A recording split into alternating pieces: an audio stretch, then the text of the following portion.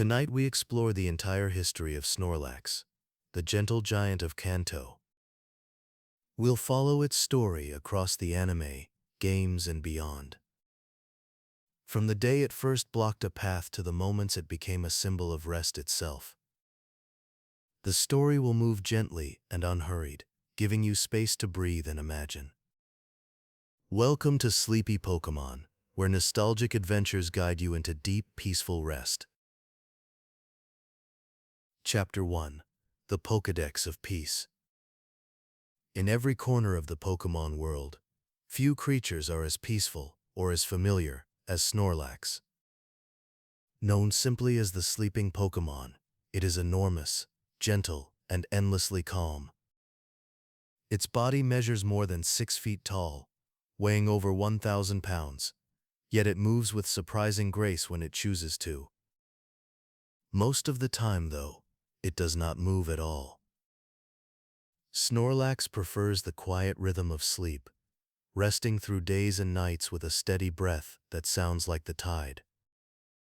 According to the Pokédex, Snorlax's life follows a perfect circle of simplicity.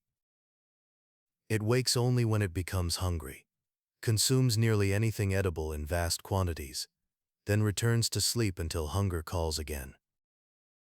In Kanto's original records, Professor Oak described it plainly: Snorlax is the heaviest species of all known Pokémon. It eats nearly 900 pounds of food each day, then promptly goes to sleep. To early trainers this seemed humorous, even absurd, a creature whose only purpose was to eat and rest. But over time, that rhythm came to mean something more. In nature, Snorlax is not a nuisance, but a guardian. It lies peacefully in fields, on roads, or along riversides, shaping the landscape around its rest. Grasses grow thick beside its body. Wild Pokémon gather in its shade.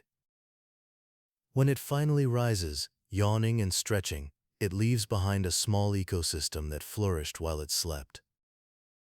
Many researchers believe that this behavior, though unintentional, helps maintain balance in the wild. Where Snorlax rests, the land rejuvenates. Every region's Pokédex speaks about Snorlax, with the same gentle respect. In Johto, it is said that its stomach can digest any kind of food, even moldy or rotten ones. In Alola, the entry adds, it is not satisfied unless it eats more than 400 pounds of food a day. Afterward, it falls asleep again. The pattern never changes: hunger, peace, and slumber. Even in Galar and Paldea's modern records, Snorlax remains unchanged. It is still the same calm giant it was in the days of Kanto, a creature that finds no reason to rush. Scientists have long been fascinated by Snorlax's metabolism. How does such a massive Pokémon stay healthy with so little movement? The answer, researchers believe, lies in perfect balance. Its heart rate slows dramatically while it sleeps, conserving energy. Its digestion is remarkably efficient, converting food into energy and warmth that sustain its long naps. Its body fat acts as insulation, keeping it comfortable in almost any climate. When Snorlax finally wakes, its strength is immense, muscles hidden beneath layers of softness. In battle, that strength manifests as quiet endurance, absorbing attacks with ease before responding with calm power. Despite its size and appetite, Snorlax is never cruel. It shows no aggression unless directly provoked. When disturbed, it usually yawns, rolls onto its side, or simply ignores the world. Trainers who raise Snorlax often speak of it as a companion defined by patience and trust. It follows commands slowly, but faithfully, often ending battles with a single decisive move before settling down for another nap. Its loyalty is unshakable once earned. Across the world, Snorlax has become more than a Pokémon. It has become a symbol. Children see it as a gentle giant, parents as a reminder to rest, In villages near Mount Moon and Celadon City, stories are told of Snorlax sleeping so long that moss grows on its belly, creating small gardens that feed nearby Pokémon. In Kalos, travelers say that a Snorlax's breath can lull other creatures to sleep.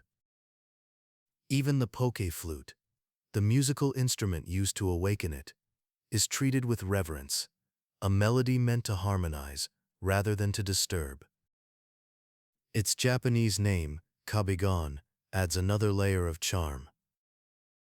It was inspired by a real person, Game Freak designer Koji Nishino, who was known among the team for his love of food and naps. That playful origin explains why Snorlax's humor feels so human. It represents comfort, appetite, and the joy of doing nothing wrong by resting well. Through every generation of games and anime, Snorlax has remained constant. It has no need to evolve further. Its perfection lies in stillness. The Pokédex describes many Pokémon as fierce, clever, or quick, but only Snorlax is defined by peace. It reminds us that in a world of speed and competition, there is power in pausing.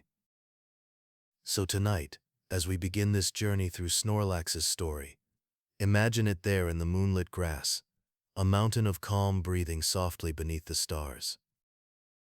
Around it, the forest is safe. Crickets sing. A river moves quietly nearby. And as Snorlax dreams, the world dreams with it. Chapter 2: The First Path Blocked. Long before Snorlax became a symbol of peace, it was simply a mystery in the middle of the road. When Ash, Misty, and Brock first encountered it on their journey through Kanto, they didn't even know what it was. All they could see was a mountain of blue fur sprawled across the path, snoring softly, the ground vibrating with each slow breath. The episode was called Wake Up Snorlax, and it remains one of the most beloved moments from the early anime. The story begins when the trio reaches a small village on the edge of a dried river. The people there are worried, their crops are withering, their wells are empty, and no water has flowed for days. Ash and his friends promise to help, setting out upstream to find what's blocking the flow. What they discover is unforgettable. At the base of the dam, stretched out in perfect contentment, lies a massive Snorlax. It snores so loudly that the water ripples with each exhale. Even Pikachu's electricity, usually enough to startle almost anything, does nothing but make Snorlax roll onto its side with a sigh. It isn't angry. It isn't even aware of the chaos it's caused. It is simply asleep, peacefully, completely, and without concern for the world rushing around it. The villagers explain that no one can wake it. They have tried everything, shouting, shaking, even music. Finally, a clue arrives in the form of a small, elderly man carrying a strange flute. He tells them the tale of the Poké flute, an ancient instrument said to awaken any Pokémon when played with care. According to him, Snorlax does not respond to force, only to harmony. So, under the warm sunlight, the old man raises the flute and begins to play. The melody drifts gently through the valley, soft, slow, and peaceful. For a moment, nothing happens. Then, Snorlax's ears twitch. It yawns, stretches its enormous arms, and slowly sits up. The ground shakes as it opens its eyes for the first time in what might have been weeks. A hush falls over the crowd. Even Team Rocket, hiding behind a nearby rock, watches in awe. And then Snorlax stands, turns toward the river, and begins to eat. It devours every plant that has grown across the blocked waterway, leaves, vines, and berries, clearing the dam naturally, just by satisfying its own appetite. Moments later, the river flows freely again. The villagers cheer, Ash smiles, and Snorlax, mission complete, curls back into the grass and falls asleep once more. This moment captures everything Snorlax represents. It is not heroic by intent, yet its presence brings restoration. By simply being itself, it restores balance. The humor and gentleness of that scene define Snorlax's personality for the rest of the anime. It was not a monster to be defeated, but a friend to be understood. Ash's Pokédex records its first data then. Snorlax, the sleeping Pokémon. Very lazy. Just eats and sleeps. As its rotund bulk builds, it becomes steadily more slothful. It doesn't do anything unless it's hungry. That simple entry made viewers smile. A creature both ordinary and extraordinary, at peace in a world of battles. In later series, Snorlax would become known for blocking roads in games and anime alike, but this first appearance set the tone. It introduced Snorlax not as an obstacle, but as a lesson. When everything around you feels urgent, Snorlax reminds you to pause, breathe, and listen to the music that wakes you gently, instead of noise that demands your attention. The Poké Flute itself became an enduring symbol of that balance. It wasn't an alarm, it was a lullaby in reverse, a melody that honored sleep before asking for awakening. The harmony between Flute and Pokémon showed that even the deepest rest deserves respect. As Ash and his friends waved goodbye to the still sleeping giant, the water shimmered around it, reflecting the sunlight. The village was saved, but no one felt the need to move Snorlax again. It belonged there, part of the landscape, part of the peace.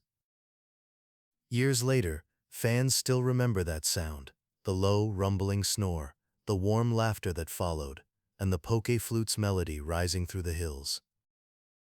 It was the perfect introduction to a Pokémon defined not by strength or speed, but by stillness. And somewhere in that quiet valley, the gentle giant still dreams, water flowing softly beside it, the world continuing in rhythm with its calm breathing. Chapter 3. A Companion of Calm.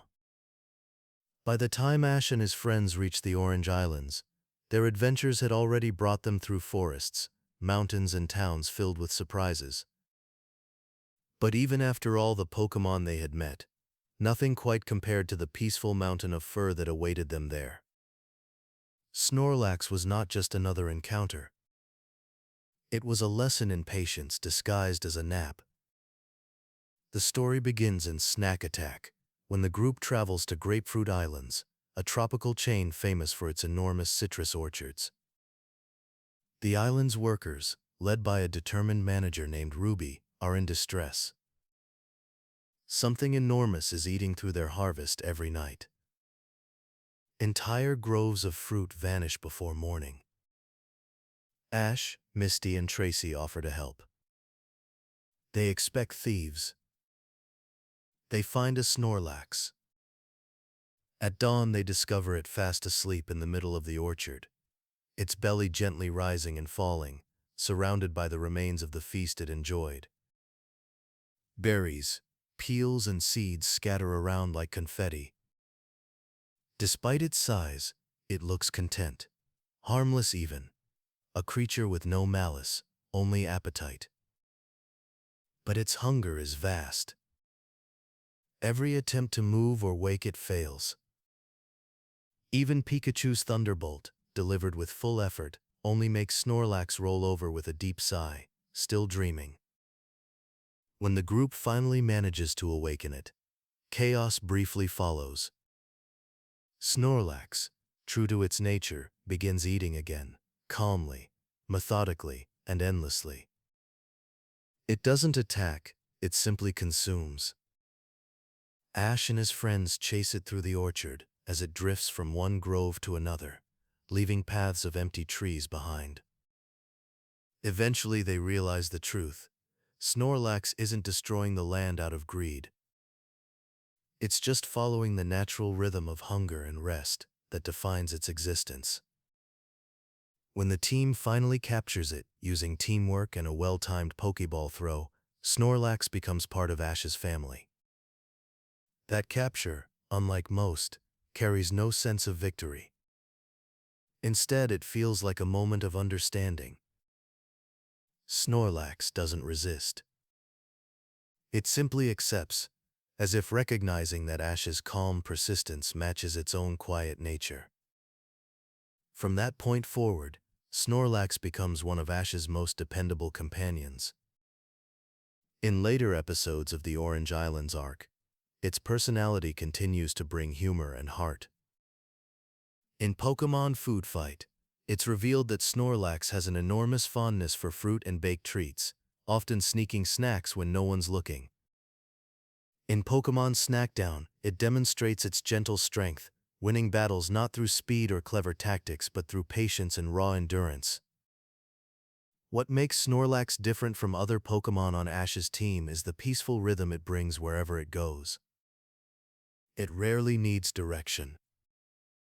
When called upon, it moves with purpose, steady and sure, and when the moment passes, it returns to rest without worry or pride. Even Pikachu, who spends more time than anyone near Snorlax's snoring, grows used to the rumble. In several scenes, Pikachu curls up beside it, the two resting together as sunlight filters through the trees.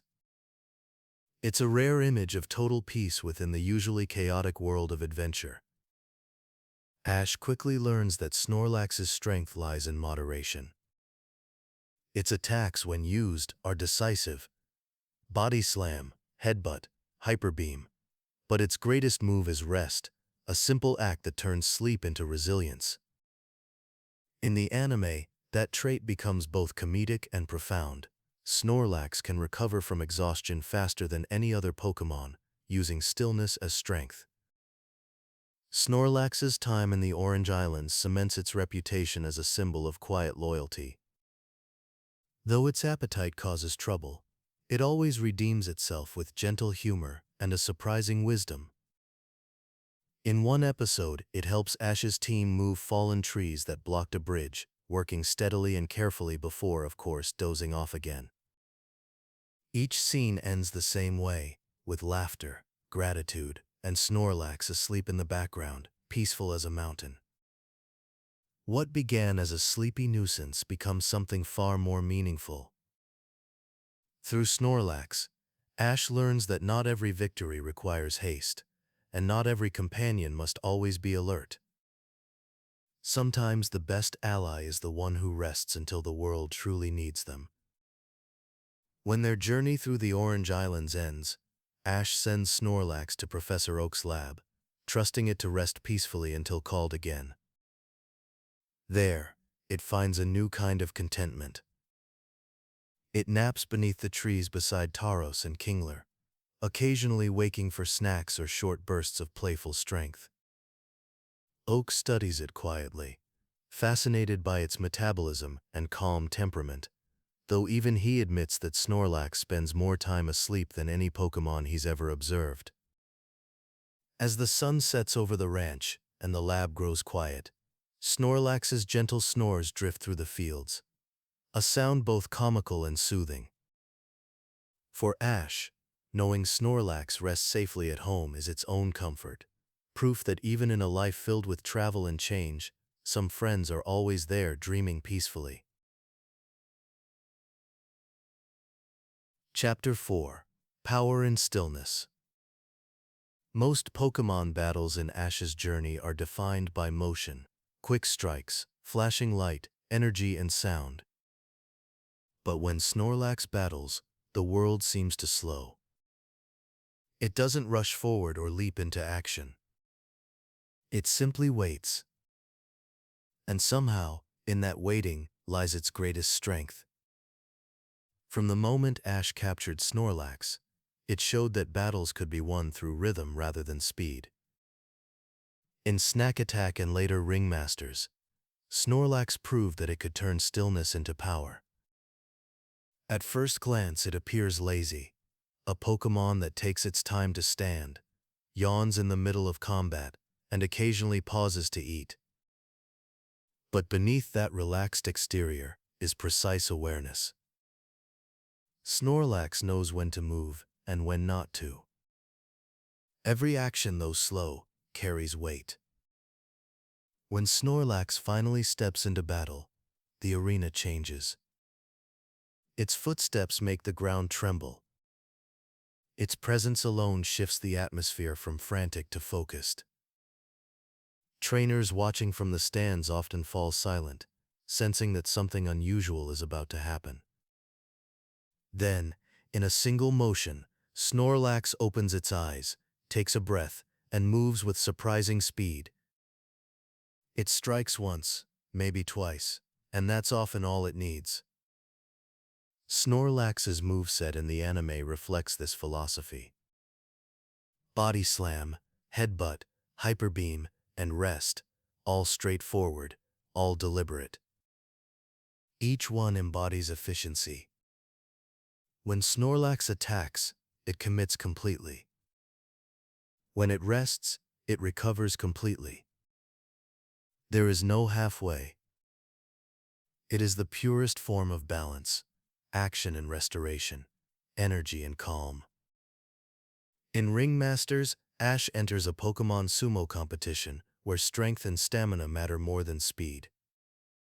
Snorlax becomes his perfect choice. Its opponent, a powerful Feraligatr, charges fiercely, using its tail to strike and its jaws to push forward. Snorlax simply plants its feet, absorbs the force, and pushes back once gently but firmly, sending Feraligatr out of the ring. The crowd erupts. Ash smiles quietly.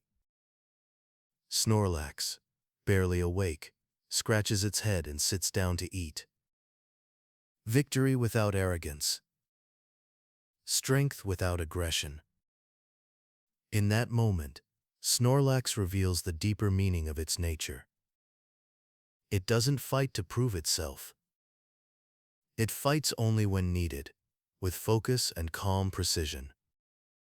Its body, large and seemingly slow, becomes a fortress of patience. Every incoming attack becomes a ripple against an immovable surface. The more it endures, the stronger it becomes. Later, during Ash's League battles in both Indigo and Johto, Snorlax plays crucial roles again. In Johto, it defeats Gary's Nidoqueen and Skizor, both fast and fierce opponents. Snorlax withstands blow after blow before responding with decisive strikes. Commentators marvel at its endurance, describing it as a Pokémon that wins by not being moved. And when Snorlax finally grows tired, it does something only it can do. It rests mid-battle, regaining its strength as if sleep itself were an armor.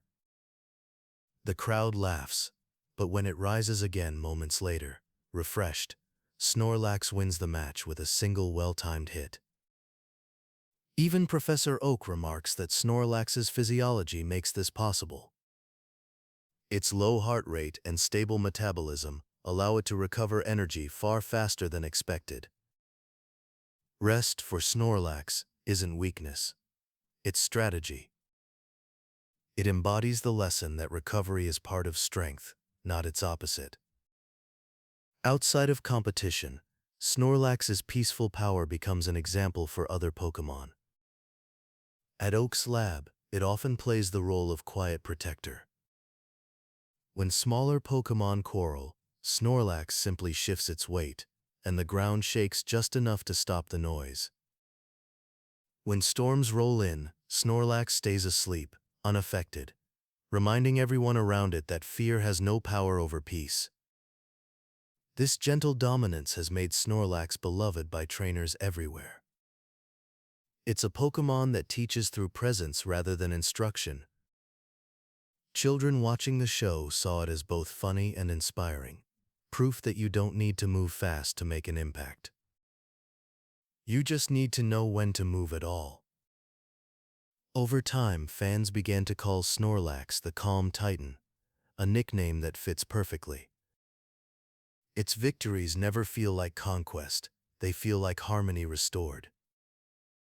Even when it loses, it simply shrugs, lies down, and goes back to sleep, unbothered. For Snorlax, rest is not retreat. It's renewal. In a world that celebrates constant motion, Snorlax's stillness feels almost sacred. It reminds trainers that strength and serenity can coexist, that the truest power comes not from force but from balance. Every time it closes its eyes and breathes, the message is clear. There is strength in patience, wisdom in calm, and peace in knowing when to rest. As night falls over the Pokémon world, Snorlax dreams again of orchards, rivers, and gentle music carried on the wind. Tomorrow, it might wake for another meal or another match, but tonight it sleeps, content and undefeated in the quiet art of stillness. Chapter 5. Snorlax in the Indigo League. As Ash's journey through the Pokémon world continued, his team grew more experienced, more confident, and more connected. But no matter how many new Pokémon he caught, few could match the steady reliability of Snorlax. When the time came to compete in the Pokémon Leagues, Ash knew exactly who to call from Professor Oak's lab. Snorlax, the calm mountain of strength, would once again open its eyes. In the Indigo League, Snorlax did not appear as often as Pikachu or Charizard, but its presence was always felt. Whenever Ash's team grew tired or overwhelmed, the thought of Snorlax waiting back at Oak's ranch offered reassurance. A companion that never faltered, never panicked, and always stood its ground. By the time Ash reached the Orange League and later the Johto League, Snorlax became a cornerstone of his strategy. When the tournament rules allowed Pokémon rotation, Ash didn't hesitate. He called for Snorlax, knowing that in long, drawn-out battles, there was no better partner. One of Snorlax's most memorable league performances came during the Johto Silver Conference, in Ash's match against Gary Oak. It was a battle filled with emotion, rivals since childhood, facing each other in front of thousands of fans. Gary's team was fast, tactical, and built to exploit weaknesses. Snorlax, by contrast, was the anchor. It entered the field calmly, blinking once, unfazed by the roaring crowd. Gary's Nidoqueen and Scizor attacked relentlessly, using speed and precision to keep the pressure high. Snorlax simply absorbed each blow, waiting for the right moment. When that moment arrived, it was quiet. A single opening. Snorlax lifted its massive arms and released a perfect hyper beam. The light filled the arena, dazzling spectators. When the smoke cleared, Gary's Pokémon lay fainted, and Snorlax, though scratched and tired, stood firm. Ash smiled with gratitude. It wasn't the flashiest victory, but it was one earned through patience, trust, and timing. Throughout the tournament, Snorlax's consistency became its defining trait.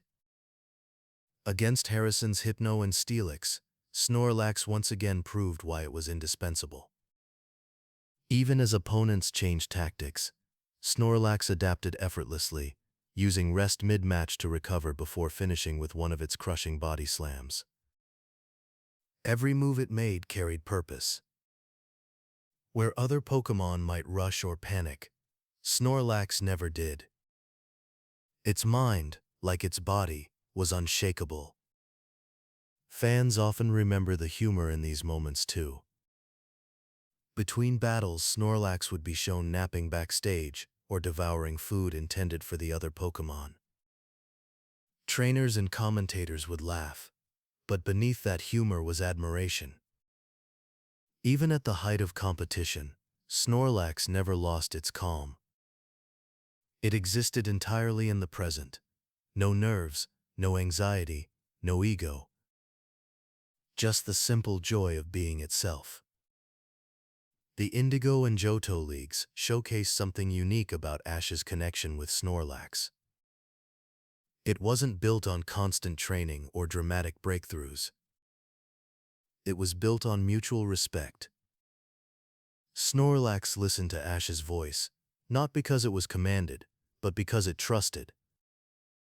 Ash never demanded speed or aggression from it. He understood what Snorlax could do, and what it should never be forced to do. That trust became visible in every match. In Can't Beat the Heat, during Ash's final Johto battles, Snorlax faces an opponent known for endurance, another giant Pokémon, Blaziken. The two trade powerful blows, fire against patience, heat against calm. Even when Snorlax is struck directly by flames, it endures, eyes half closed, refusing to yield. And though it ultimately loses that match, the audience applauds its courage. Because Snorlax never fights with anger. It fights with acceptance, giving everything it has, then resting peacefully, proud and content.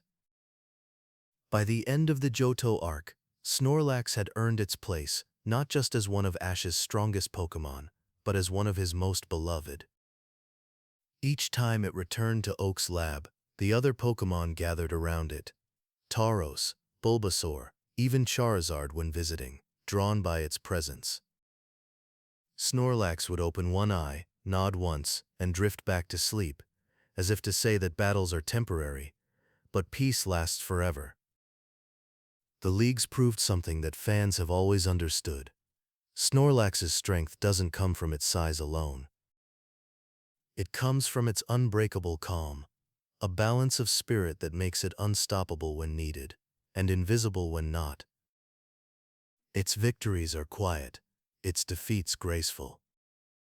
And when the crowds fade, Snorlax does what it always has, curls up under the stars, breathing softly, dreaming of orchards and rivers once more. In the stillness of those dreams lies the secret that every trainer eventually learns. True strength is not about how fast you move, or how loud you roar. It's about knowing when to rest, when to rise, and when to simply let the world move around you, exactly as Snorlax does, perfectly at peace. Chapter 6: The Orange Islands Journey. The Orange Islands were unlike any place Ash and his friends had ever seen, a world of tropical breezes, gentle waves, and endless sunlight.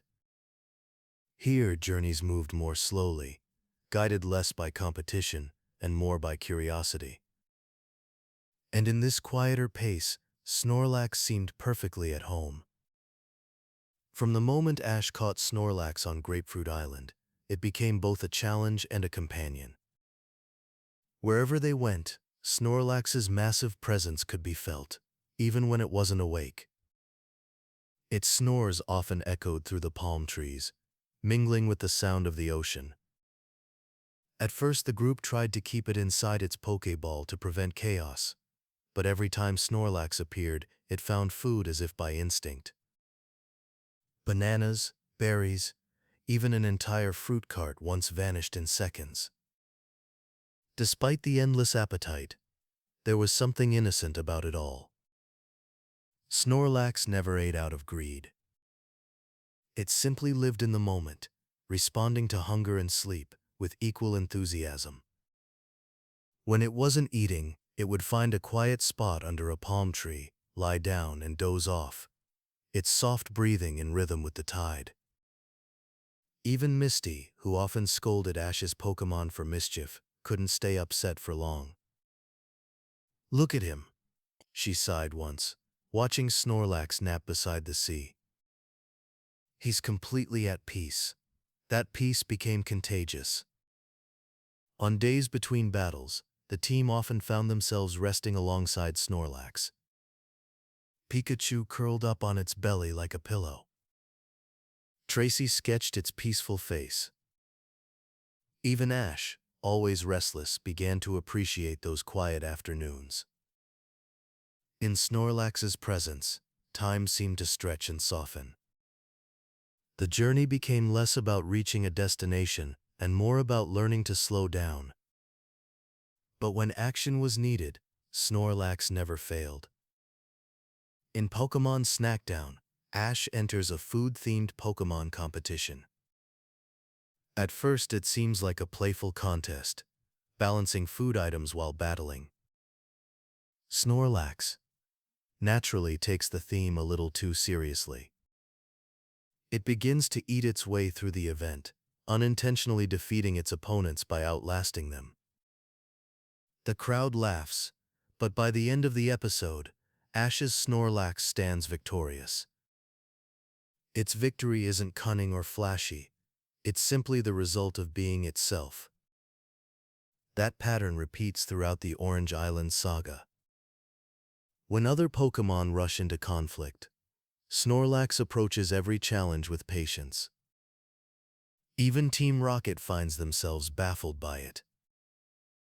In one episode, they try to capture Snorlax, believing its size would make it unstoppable in their schemes. Their traps all fail, nets tear, ropes snap, balloons collapse under Snorlax's weight. At last, Snorlax simply yawns, rolls over and crushes their contraption, sending the trio flying into the sky with their familiar cry. It is comedy in its purest form, but it also reveals something deeper. Snorlax's power is effortless.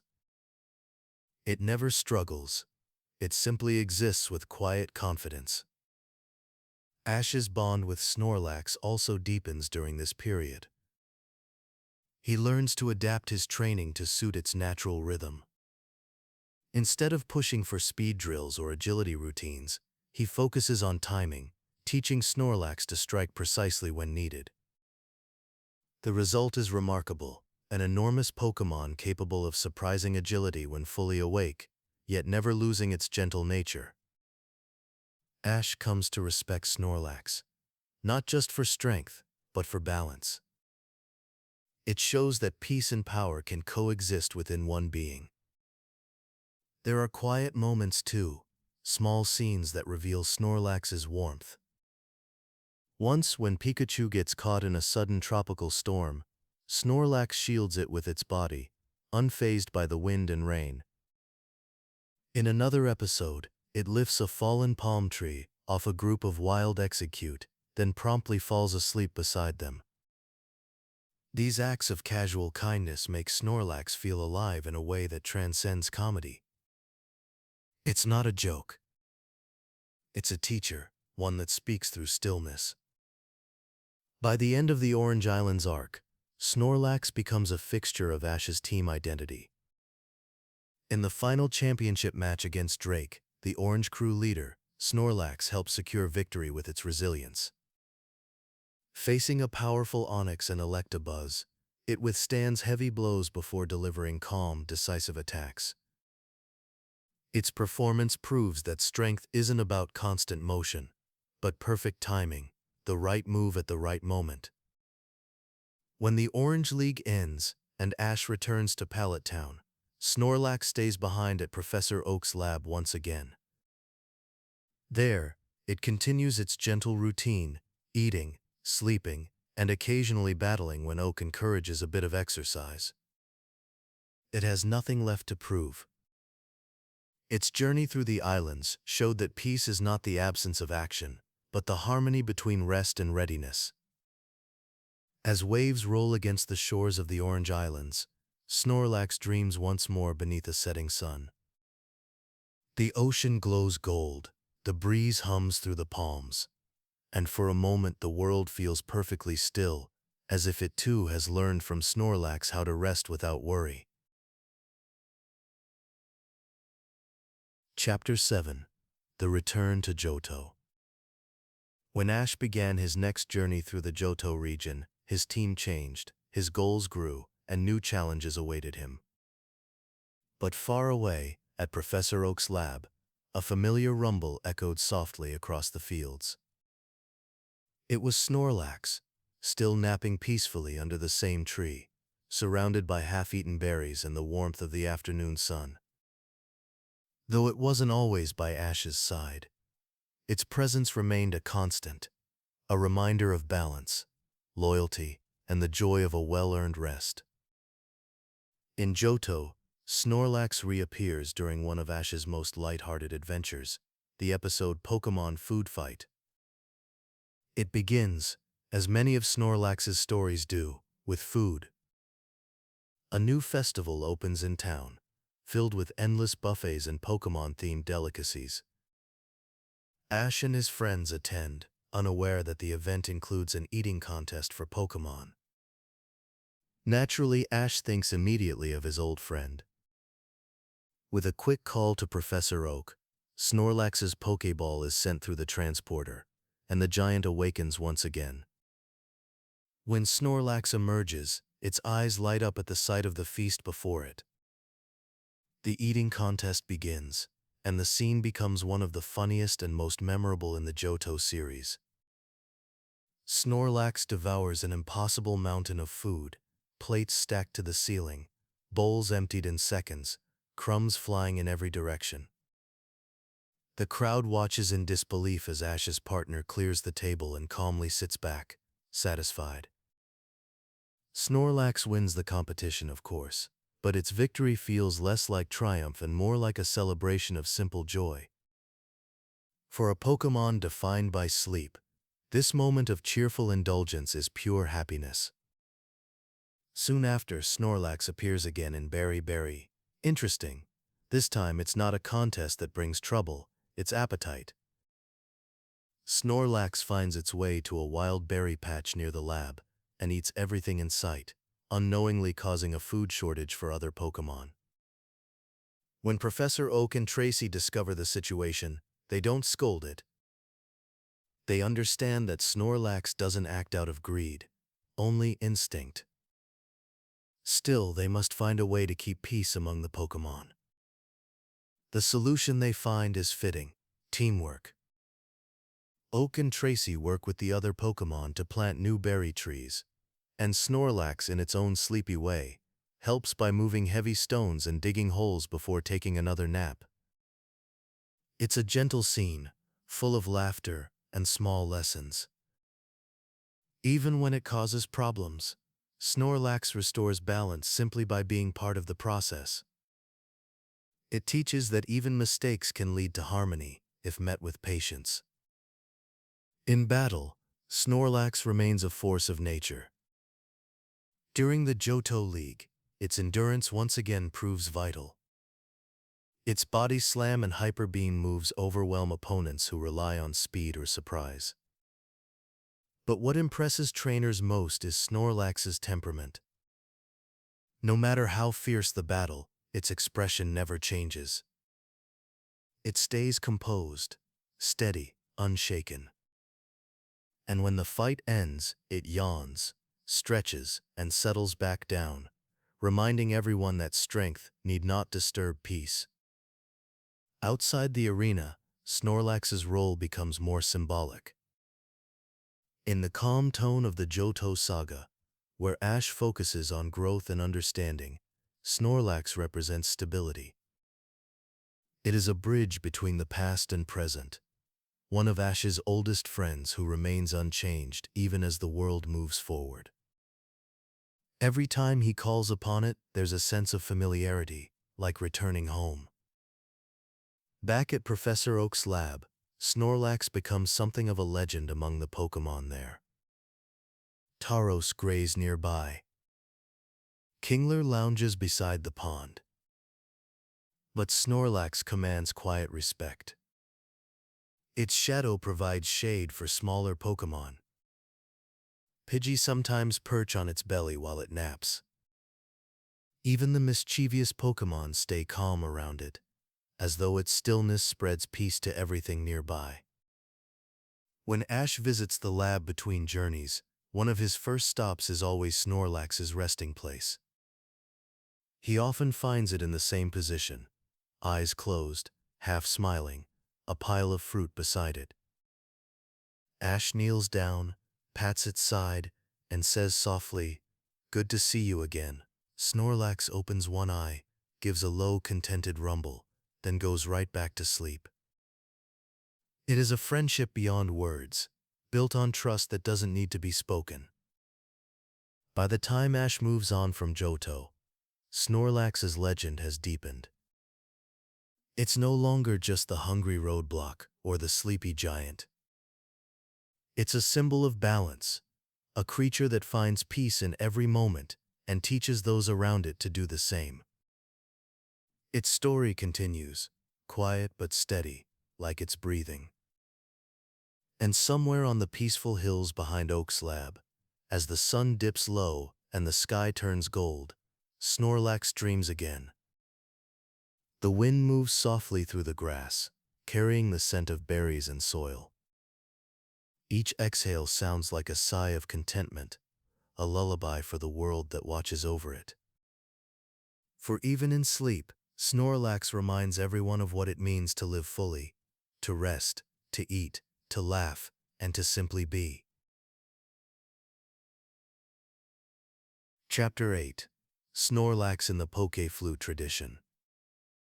Long before Pokéballs and technology made training easy, the bond between humans and Pokémon often depended on rhythm, the pulse of steps, the beat of battle, the sound of voices calling through the wild. Among all these sounds, one melody stands apart. It is the tune of the Poké Flute, a song so gentle that even a giant like Snorlax cannot resist its call. The first mention of the Poké Flute appears in the original Kanto adventure. There, two enormous Snorlax sleep across the routes connecting towns. Trainers try everything, shouting, pushing, even using other Pokémon, but nothing works. Only a single simple melody can wake them. That melody is the flute's song. When it plays, the world seems to hush. The snoring slows, the creature stirs, and with a soft stretch and a yawn, Snorlax opens its eyes. It is never startled. It is simply reminded that it is time to move. Professor Oak once explained that the Poké Flute's tone resonates with a frequency that reaches Snorlax's subconscious. It is not noise but harmony, a pattern of notes that matches the rhythm of Snorlax's breathing. In a sense, the flute does not wake Snorlax from sleep, it wakes it through sleep, guiding the creature gently back to awareness. That detail defines the entire relationship between Snorlax and humankind. Respect before command, music before movement. In the anime episode Wake Up Snorlax, this tradition takes living form. The villagers' problem is not the sleeping giant itself, but the way they try to force change without harmony. Only when the Poké Flute's melody fills the valley does Snorlax respond. The moment is calm, almost sacred, a reminder that sometimes the world cannot be pushed awake. It must be invited. Throughout later generations, the flute reappears again and again, each time carrying the same meaning. In Pokémon Gold, Silver, and Crystal, the flute's sound is replaced by technology. The Poké Gear radio broadcasts the melody on a special channel. Even then, the symbolism remains intact. Connection through sound. In Pokémon Fire Red and Leaf Green, the Poké Flute returns as a physical instrument, beautifully rendered in color, its notes echoing nostalgia for the earliest adventures.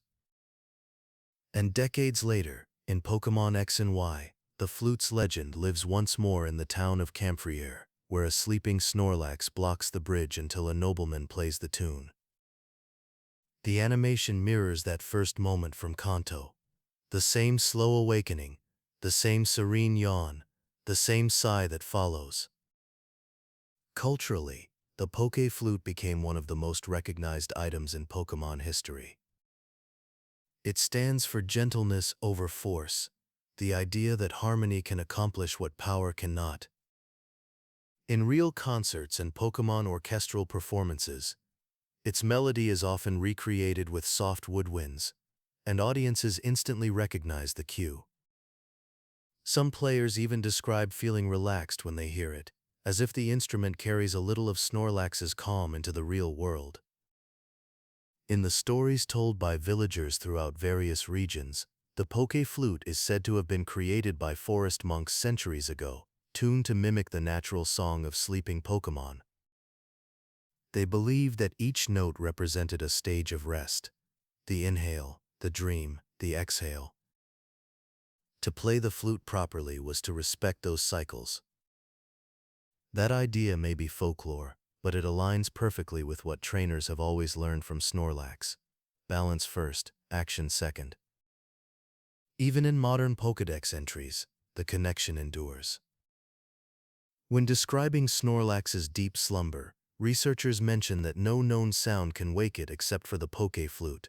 This consistency across generations shows how integral the melody has become to its mythos. Wherever there is Snorlax, the flute's gentle song follows close behind. Ash himself never forgets that sound. Years after his first encounter in Kanto, he hears the same melody again in Kalos. The moment it plays, his face softens with recognition. It is more than nostalgia. It is memory returning through music. When the tune ends and Snorlax opens its eyes, the world feels momentarily at peace, the same kind of peace that comes from waking naturally, after good rest. In a universe filled with roaring battles and flashing lights, the Poké flute's quiet tone feels almost miraculous. It reminds trainers that communication can be gentle, that even the mightiest Pokémon listens when spoken to with care. It's a melody that bridges time and region, a universal language shared between two beings who understand one another without words. So when we imagine Snorlax sleeping under the shade of a tree, the Poké flute is never far away.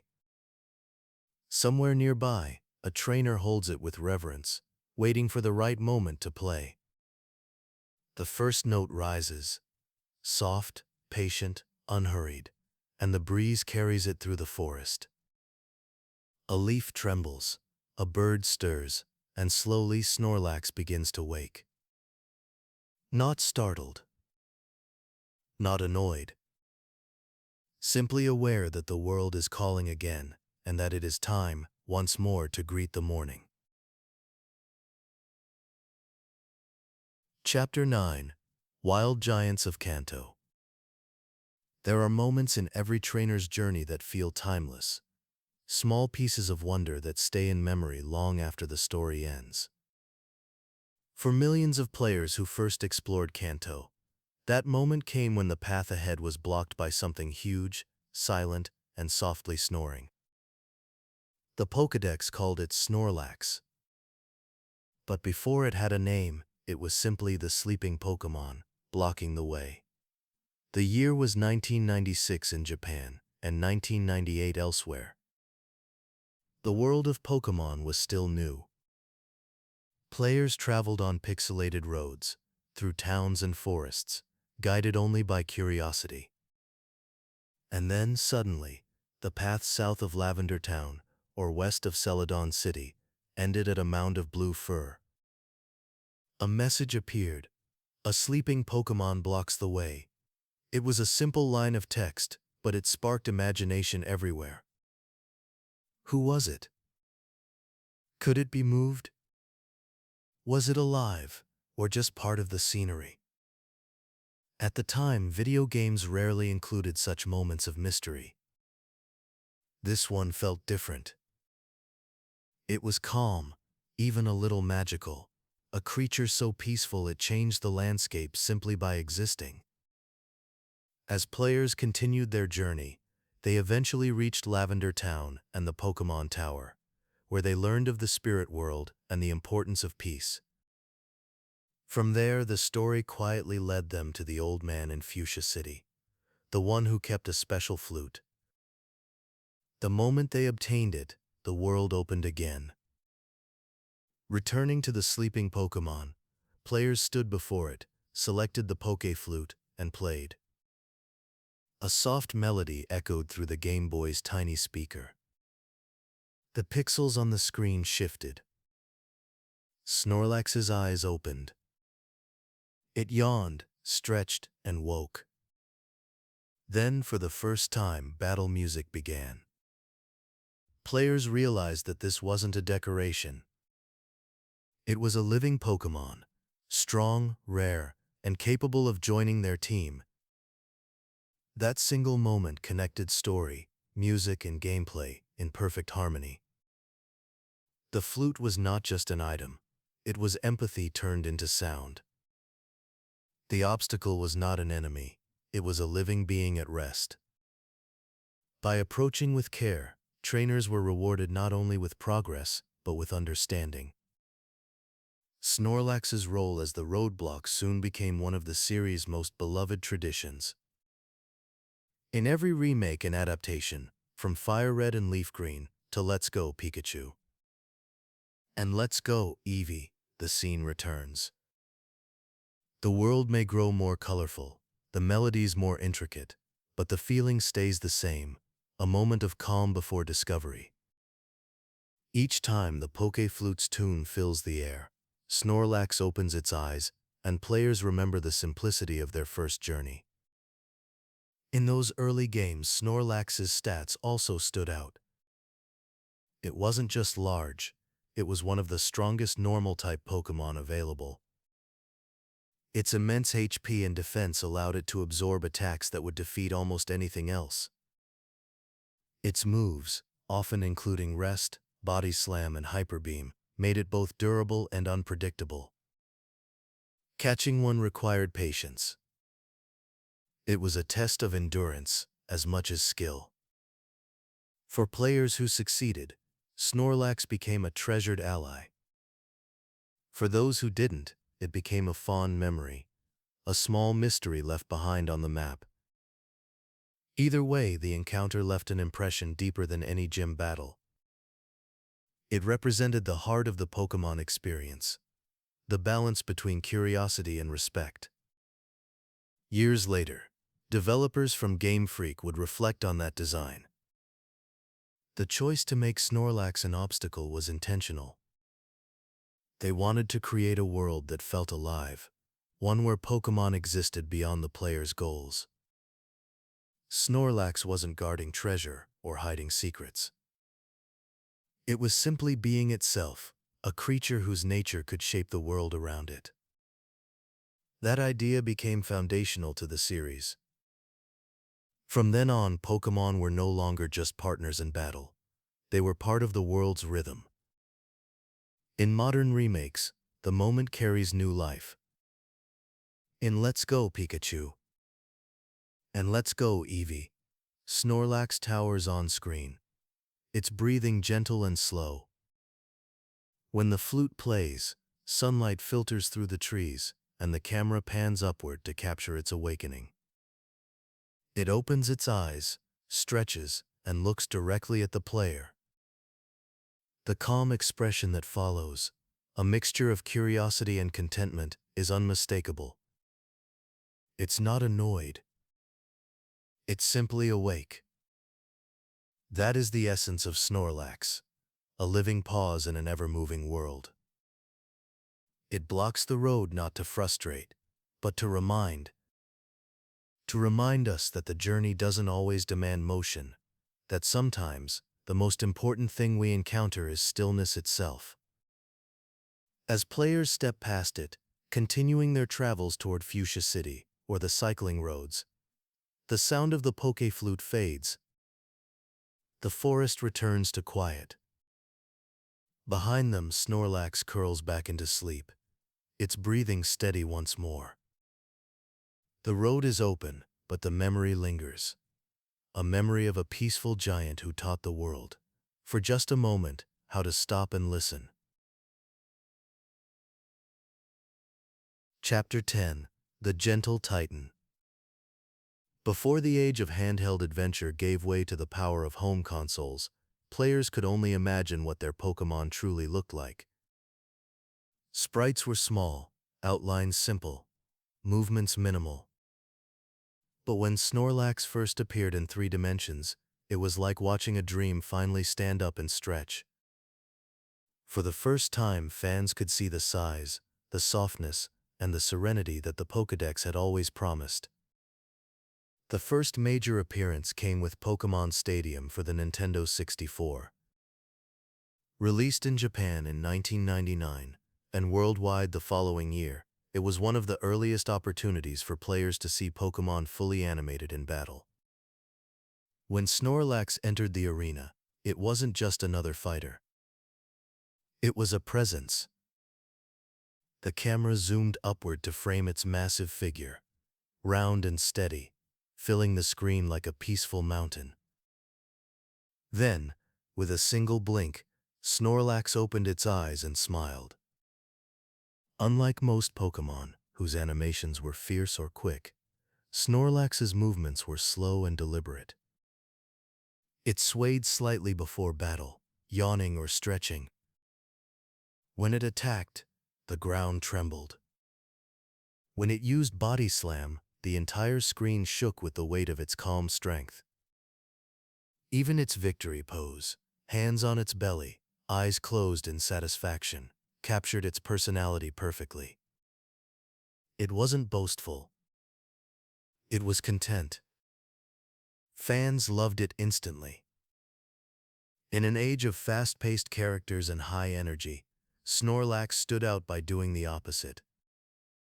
It reminded players that power could be quiet, that strength could be simple. It didn't need to rush or roar. Its stillness said everything. In the mini-games of Pokémon Stadium 2, Snorlax appeared again, this time in lighter roles, eating contests and obstacle events that celebrated its humor. Players guided Snorlax to catch falling fruit or avoid being hit by rolling Pokéballs. Even in these moments, the charm remained, the mixture of gentleness and comic timing that defined Snorlax across every generation. But perhaps its most beloved early 3D appearance came not in battle, but in nature. When Pokémon Snap arrived in 1999, it offered something entirely new, a peaceful photography safari through living Pokémon habitats. In this world, Snorlax wasn't an opponent or an obstacle. It was part of the landscape, sleeping quietly on the riverbank, under the bright jungle sun. At first, players could only see a shape in the distance, a large mound, unmoving, impossible to photograph clearly. Then, with the help of the Poké Flute once again, everything changed. When the melody played, Snorlax stirred, opened its eyes, and stood up. It stretched, smiled, and began to dance. A slow, rhythmic sway, arms waving gently in the air. The music continued, and Snorlax danced in time, radiating joy. It was one of the most heartwarming scenes in the entire game. No battle, no challenge, just happiness captured through a lens. For players, it was unforgettable. After years of imagining Snorlax from text and sprites, here it was, alive, breathing and cheerful. It wasn't just a sleeping giant anymore, it was a personality. And for many fans, that moment seeing it move, hearing it hum, was the instant they truly fell in love with the Pokémon world. 2 decades later, new Pokémon Snap on the Nintendo Switch revisited that memory. Once again, Snorlax appeared, sleeping deep in the Lental region's lush forests. Photographers could gently wake it with fruit or music. When it stirred, the massive creature yawned, rolled over and smiled at the camera before returning to rest. It was a perfect echo of the first game, familiar, peaceful, timeless. Together, Pokémon Stadium and Pokémon Snap helped define Snorlax's identity beyond the main games. They showed that its story was not about obstacles or power alone, but about presence, the quiet beauty of a creature completely at peace with itself. Through these games, Fans learn to see Snorlax not as a challenge to overcome, but as a being to appreciate. In a way, these early 3D depictions revealed the truth the Pokédex had always hinted at. Snorlax doesn't dominate the world around it. It harmonizes with it.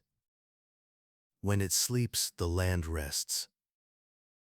When it wakes, the air feels lighter.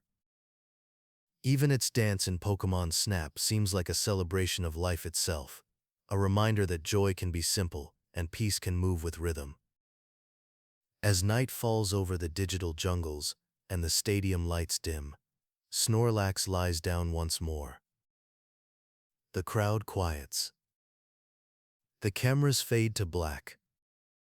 And somewhere beyond the screen, the gentle Titan closes its eyes, smiling, a mountain of calm at the heart of Pokémon's earliest dreams.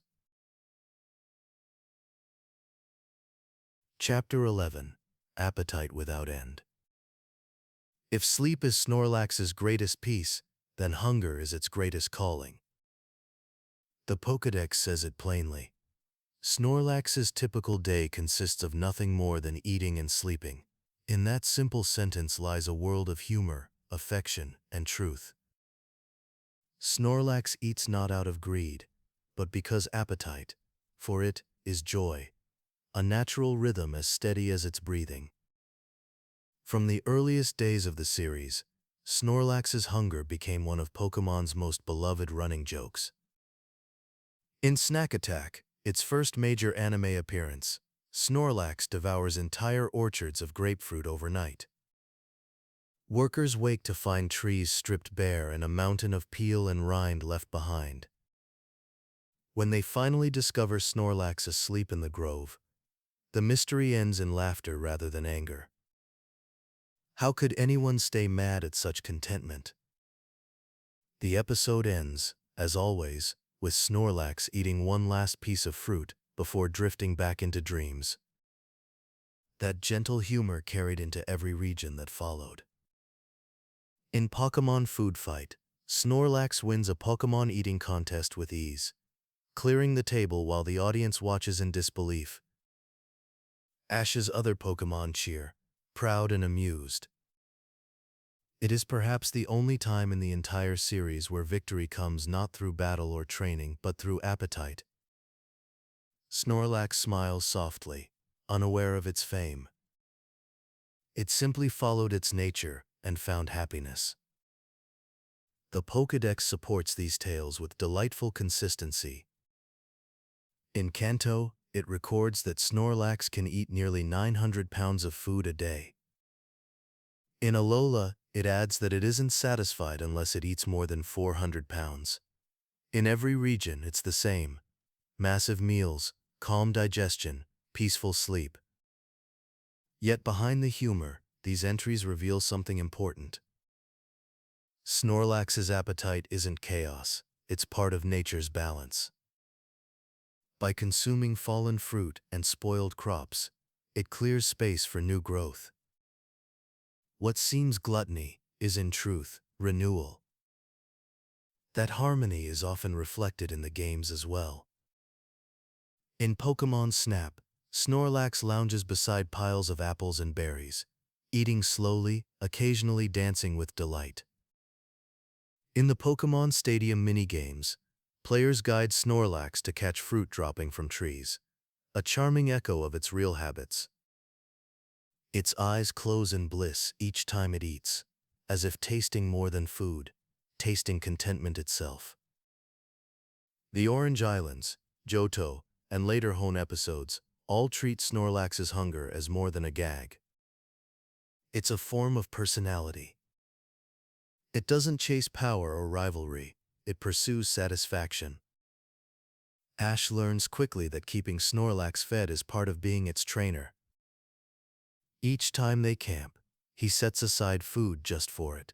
Baskets of fruit, piles of rice balls, sometimes even whole picnic spreads. And every time, Snorlax finishes the meal with a soft sigh, curls up, and goes back to sleep. It's a ritual, one of affection rather than duty. Professor Oak's observations, add another layer of humor and fascination. At his lab, Oak records Snorlax's eating patterns with genuine scientific curiosity. He notes that it rarely eats in a hurry, even when starving. Its massive stomach allows slow, steady consumption, and its metabolism seems to convert every bit of food efficiently. In a sense, Snorlax is the perfect balance of indulgence and discipline, able to eat endlessly without harm, able to rest endlessly without weakness. There's also a tenderness to the way the anime portrays this hunger. When Snorlax eats, it's never portrayed as dangerous or greedy. It always shares its space. Smaller Pokémon climb over it, picking crumbs from its fur. Pikachu often sits beside it, eating quietly, while Snorlax continues beside him, both content in the shared rhythm of the meal. It's one of the few times the series depicts peace through appetite, a celebration of simple shared comfort. Even in modern media, Snorlax's appetite remains a beloved part of its identity. In Pokémon Café Remix, it appears as a gentle guest who can only be awakened through delicious food, smiling gratefully after each dish. In Pokémon Sleep, its hunger defines gameplay itself. Trainers collect ingredients to feed it, watching as it grows stronger through rest and nourishment. Both games treat its appetite as a reflection of well-being, linking satisfaction with serenity. Through it all, Snorlax's endless hunger remains a gentle metaphor for something deeper. It reminds us that fulfillment doesn't always come from striving. Sometimes it's found in the act of appreciation, of tasting, resting, and being fully present in each moment. Snorlax never rushes, never hoards, never fights for its food. It enjoys, then rests, perfectly in tune with itself and the world. As dusk settles over the fields around Professor Oak's lab, Snorlax lies back with a smile, belly full, hands folded peacefully. The last traces of sunlight shimmer across its fur as it exhales a long, quiet sigh. The air smells faintly of berries. Pidgeys sing in the distance. And in that soft golden moment, the world feels just as satisfied as Snorlax, full, calm, and ready for rest. Chapter 12. Snorlax in Johto's Fields. The world of Johto is a place of gentle rhythm, tall grass swaying in the wind, slow rivers winding through valleys, and the hum of ancient routes connecting old and new. It is a region built on memory, where tradition meets the steady pulse of time. And lying quietly across one of its most important roads, that rhythm continues in the form of a single sleeping Pokémon. Snorlax once again becomes both a mystery and a mirror. In Pokémon Gold, Silver, and Crystal, players returning from Johto toward Kanto find the path unexpectedly blocked. At the mouth of Diglett's Cave, where the two regions meet, a familiar message appears. A Pokémon is snoring peacefully.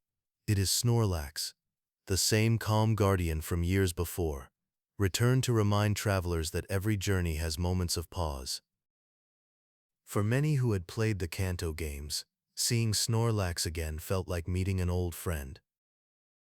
The sprite looked slightly different, the music newer, but the feeling was identical. The world stopped. The road was closed. The trainer stood still, listening to the soft sound of Snorlax's breathing echo across the route. To move forward, they needed not strength, but understanding. Once again, the key was the Poké Flute, this time not as an item, but as a radio broadcast. In Johto's Age of Progress, the Poké Flute station plays a quiet melody over the Poké Gear. It is a subtle, elegant detail, technology and tradition working together to honor the same truth. The music fills the air, Snorlax stirs, and another gentle battle begins. It is both nostalgic and new, the same song carried forward into a new generation. This moment in Johto's story does more than reference the past. It captures what the region itself represents. Where Kanto is the land of discovery, Johto is the land of reflection. And Snorlax, the creature of sleep and calm, becomes the perfect symbol for that reflection. It bridges regions not only through geography, but through spirit, a peaceful link between two eras of adventure. The Pokédex entries for this period deepen that meaning. In Johto, Snorlax is described as a rare sight, but known to appear where food is plentiful. Another entry notes that it is so docile, it can be approached even while it sleeps, though few trainers would dare to try. The tone is affectionate, almost reverent. Snorlax is no longer an obstacle to progress, but a guardian of balance. Its stillness ensures that travelers remember patience, that the land is not only for motion but for rest. In Heart Gold and Soul Silver, released many years later, this scene is lovingly recreated in new detail. The path leading to Diglett's cave is brighter. The sea glimmers nearby, and Snorlax's massive form now moves with subtle animation, its belly rising and falling with each breath. The Poké flute melody, now orchestrated, plays softly through the DS speakers, carrying nostalgia in every note. When Snorlax finally wakes, it blinks once, yawns and stretches, just as it always has. Some players choose to battle and catch it. Others simply watch it wake, smile, and let it sleep again. Either choice feels right. Across these versions, the developers preserved every detail with care. Snorlax's positioning on the route mirrors the geography of connection, resting between Johto's gentle valleys and Kanto's bustling roads. It's as if the Pokémon itself chose that spot to symbolize peace between past and present. Trainers crossing that point often stop for a moment after catching or passing it, aware that they've stepped through history, through the same story retold with new light. Even Professor Oak comments on Snorlax's temperament in this era. He describes it as a reminder of calm living, a creature whose slow, steady life benefits the ecosystem around it.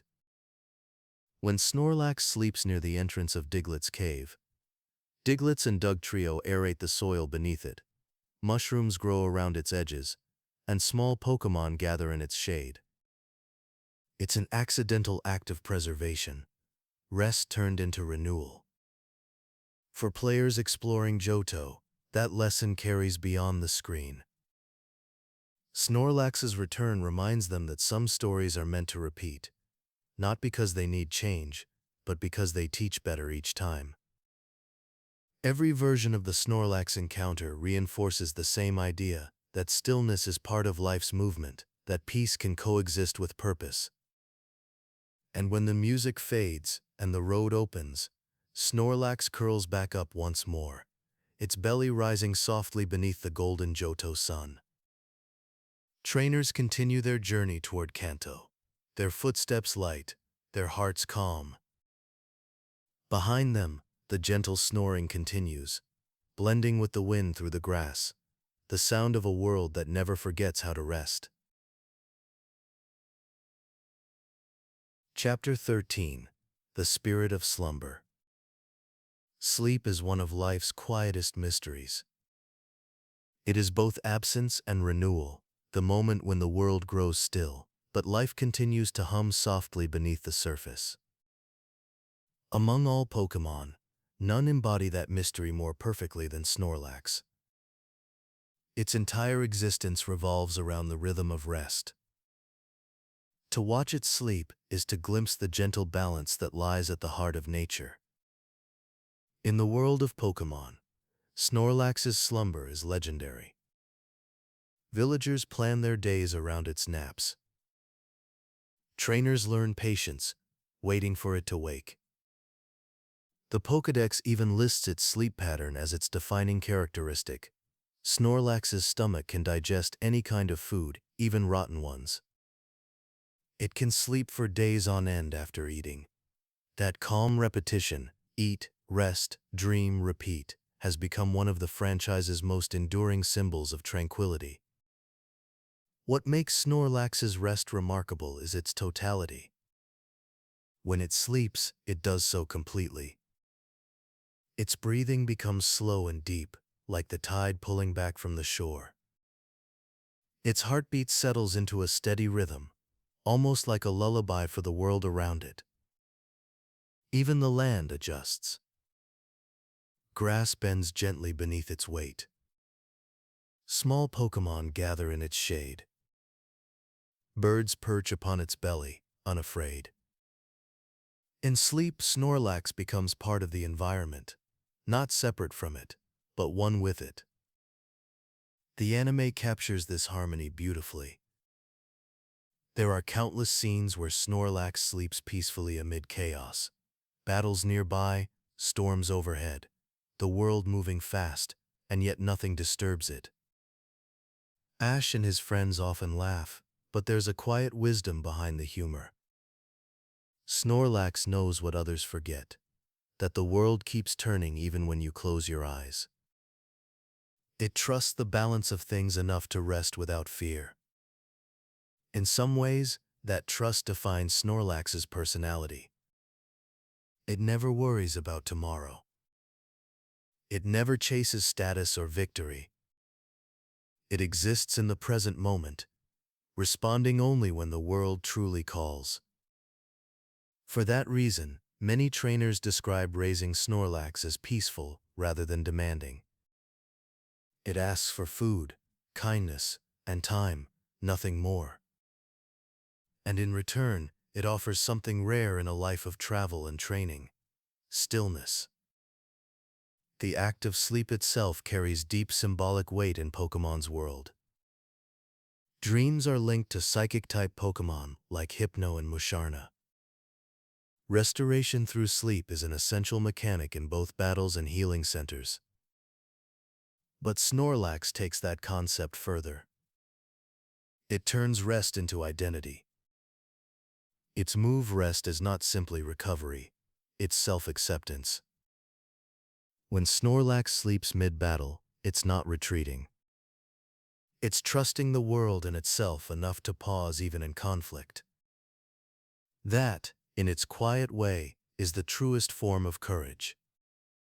In some legends told across Kanto and Johto, Snorlax's sleep is described as sacred. Ancient folklore claims that where a Snorlax sleeps, the soil becomes fertile and the weather turns mild. Its dreams, the stories say, shape the land. Gentle dreams of sunlight, water, and laughter. It's not divine myth, but poetic truth. Places of rest are places of growth. Snorlax's presence reminds both humans and Pokémon that peace is not absence, but balance. Even Professor Oak once remarked, in his research notes, that Snorlax's long slumbers represent the perfect synchronization between biology and environment. Its ability to sleep through storms or even earthquakes suggests not ignorance, but trust, a harmony so complete that danger no longer feels threatening. In Oak's words, Snorlax has achieved what most creatures never do, a life entirely free of tension. The newer Pokédex entries continue that reverence. In Alola, Snorlax's Gigantamax form is described as a peaceful guardian of the forest, whose body becomes a garden while it sleeps. Flowers bloom across its belly, trees take root along its arms, and vines trail gently from its fur. It's one of the most beautiful images in all of Pokémon lore. Sleep turned into life itself. In stillness, the world flourishes. Across cultures, players, and generations, Snorlax has become more than a Pokémon. It is a reminder of something universal, that rest is not laziness, but healing, not waste, but wisdom. In its calm breathing, there is rhythm. In its long naps, there is faith. And in its dreams, there is life continuing quietly, patiently, eternally. So when the day grows long and the world feels heavy, think of Snorlax lying beneath the shade of a tree. The sun warms its fur. The wind carries the soft sound of its snore across the hills. And somewhere deep inside that slumber, everything is still, perfectly still, and perfectly right. Chapter 14. Snorlax and Munchlax. Before every calm river, there is a bubbling spring. Before every resting giant, there is a curious little wanderer. That is the spirit of Munchlax, the baby Pokémon, who carries within it the seeds of Snorlax's serenity. Where Snorlax teaches the art of stillness, Munchlax reminds the world of joy and discovery. Munchlax first appeared in Pokémon Diamond and Pearl, the Sinnoh generation that introduced many pre-evolutions to older species. Its Pokédex number is 446, the first entry in Sinnoh's list, an intentional placement that symbolizes beginnings. And fittingly, Munchlax embodies the start of what Snorlax eventually becomes, curiosity that will one day grow into calm. Unlike Snorlax, Munchlax rarely sits still. It scurries through grasslands, climbs trees, and explores towns in search of food. Pokédex entries describe it as a Pokémon that stores food beneath its fur for later and forgets where it hid things. Those simple lines tell a story of youthful energy, a creature too eager to plan, too alive to rest. It is Snorlax's spirit in miniature, the same endless hunger, but with a spark of adventure.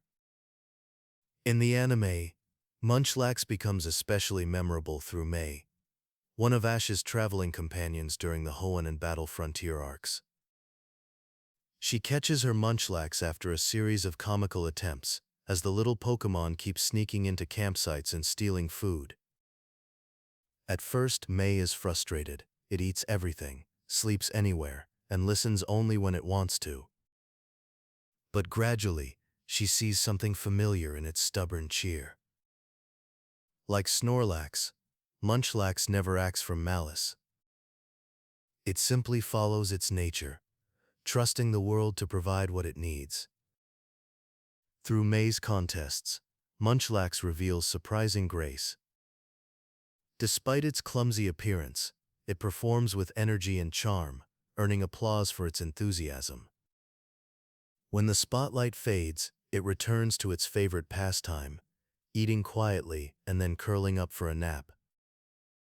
It's a rhythm that feels familiar, a hint of the peace it will someday embody as Snorlax.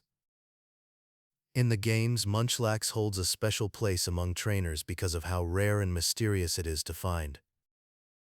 In Diamond and Pearl, players can only encounter it on honey trees scattered across Sinnoh, and only with great patience.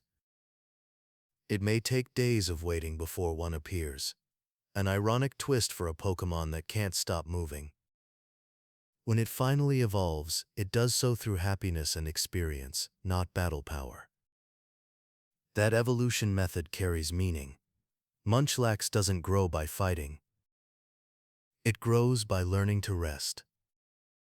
Scientists in the Pokémon world note that Munchlax's metabolism is extraordinary. It burns energy quickly, which explains its constant need for food and motion. As it matures, that energy stabilizes, and it learns the slower, steadier rhythm that defines Snorlax. The shift from Munchlax to Snorlax is less about physical growth and more about wisdom, the evolution of spirit from curiosity to contentment. Together, they form a perfect circle of life. Munchlax represents youth, the endless search for taste, experience, and adventure. Snorlax represents maturity, the understanding that fulfillment can be found in stillness. Both are guided by the same heart, a love of comfort, companionship, and the small joys of existence. In the anime, May's bond with her Munchlax reflects this beautifully. She learns to accept its appetite instead of control it, finding peace in its unpredictability. At one point, When Munchlax gets lost during a journey, May doesn't panic. She simply prepares food, trusting it will return. And of course it does, happily, sleepily, as if nothing happened. It's a soft lesson about trust, the kind Snorlax itself has been teaching since the very beginning. In design, Munchlax mirrors Snorlax's roundness, but with sharper features and quicker movement. Its short limbs and wide eyes give it a sense of eagerness, always reaching for what's next. Even its colors are brighter, the blue of morning sky rather than the deeper dusk of Snorlax's fur. It feels like dawn before the day settles into calm afternoon. Through Munchlax, fans glimpse a new layer of Snorlax's philosophy. It suggests that peace doesn't come from abandoning curiosity, it comes from completing it. Only after tasting life's variety can one rest without regret. Munchlax explores, eats, laughs, and learns. Snorlax remembers, digests, and dreams. Together they tell the same story from two sides, one in motion, one at rest. At Professor Oak's lab, when Ash visits, he often finds his Snorlax lying under the same tree as always. Sometimes a Munchlax wanders nearby, picking at fruit and chattering to itself. Snorlax opens one eye, watches for a while, then closes it again. A quiet recognition of what it once was. In that soft exchange there's something timeless, the gentle understanding that every restless beginning eventually finds its rest. And so, from Munchlax's endless footsteps to Snorlax's endless dreams, the circle completes itself, hunger turning to peace, motion to stillness, curiosity to wisdom. The world keeps moving, but Snorlax sleeps on, smiling because once upon a time it already explored everything worth seeing. Chapter 15. Snorlax in Sinnoh Stories. By the time the Sinnoh region entered the world's imagination, Pokémon had grown vast and diverse. New species filled every forest and sea, and technology made journeys easier than ever before. Yet even in this new age, one familiar face continued to appear, the round, sleepy smile of Snorlax, and the energetic sparkle of its young form, Munchlax. Together they became living links between generations, gentle reminders of what Pokémon had always been about: warmth, humor, and peace. The Sinnoh saga brought Munchlax to the forefront first. Introduced even before the Diamond and Pearl games released, Munchlax became one of the earliest previews of the new era. In the anime, it traveled with May, staying by her side as she journeyed into the battle frontier and beyond. Its appetite, curiosity, and boundless energy contrasted beautifully with her thoughtful, determined nature. May's Munchlax was clumsy, often tripping or falling asleep mid-bite, but it carried an unmistakable charm. Fans quickly saw it as a younger echo of Snorlax, impatient, cheerful, and endlessly hungry for life itself. During contests, Munchlax surprised audiences by channeling that energy into grace. In one episode, it used metronome to produce bursts of light that sparkled across the stage, earning May both applause and laughter. Its unpredictability became part of its appeal, a symbol of childlike wonder and freedom. After every performance it would celebrate the same way, by devouring the victory meal and curling up to sleep in May's lap. Those small moments, calm and affectionate, became some of the sweetest in the entire Sinnoh arc. Snorlax, too, found new life in this era. Though Ash's Snorlax stayed behind at Professor Oak's lab, its presence was never forgotten. In various episodes, Oak mentions that it continues to help tend the grounds, moving heavy objects or gently guiding younger Pokémon. Its patience and strength make it a quiet guardian of the lab's balance. In one brief cameo, it can even be seen snoozing beneath the shade of an apple tree, while small Pokémon climb over it, as though it were part of the landscape. Nothing disturbs it, and nothing needs to. Sinnoh's Pokédex describes Snorlax with the same affection as before. It notes, when it is done eating, it goes promptly to sleep, and adds that its stomach can digest anything. Even after so many years and regions, its nature remains unchanged, proof that true peace never needs to evolve. In a region filled with legends of time and space, Snorlax stands as a simpler kind of wonder, a living reminder that life itself is already miraculous. May's Munchlax also continues to grow through the series. It learns to balance its enthusiasm with patience, often calming down younger Pokémon, or offering food it once would have eaten alone. It still sneaks snacks, of course, but now with a shy, knowing grin. The change is subtle, the first signs of the Snorlax it will one day become. By the time May appears again later in the Diamond and Pearl episodes, Munchlax's personality has matured, though its heart remains the same, curious, loyal, and endlessly kind. Outside of the anime, Sinnoh also introduced new ways for trainers to connect with Snorlax and Munchlax. In the games, Munchlax could be found only on honey trees, rare, elusive, and rewarding to those with patience. Catching one required time, observation, and trust in chance, much like earning the trust of Snorlax itself. In contrast, wild Snorlax could be seen in battle facilities and post-game areas, acting as the region's gentle powerhouse. Both Pokémon symbolized a return to natural rhythms, the balance between effort and ease, waiting and action. One of the most charming details about the Sinnoh era was how it humanized even the biggest Pokémon. In official artwork, Snorlax is often depicted surrounded by berries, or lying near the feet of its smaller pre-evolution. The two share quiet meals, a perfect visual metaphor for generations coexisting, youth beside wisdom, motion beside rest. Fans at the time noticed how the Sinnoh series treated these two not as rare collectibles but as friends. Their humor, appetite, and tenderness stood out in a region defined by myth and power. While legendaries like Dialga and Palkia shaped time and space, Snorlax and Munchlax shaped something gentler, connection. They reminded trainers that a journey isn't only about discovery, but about companionship, laughter, and the calm moments between.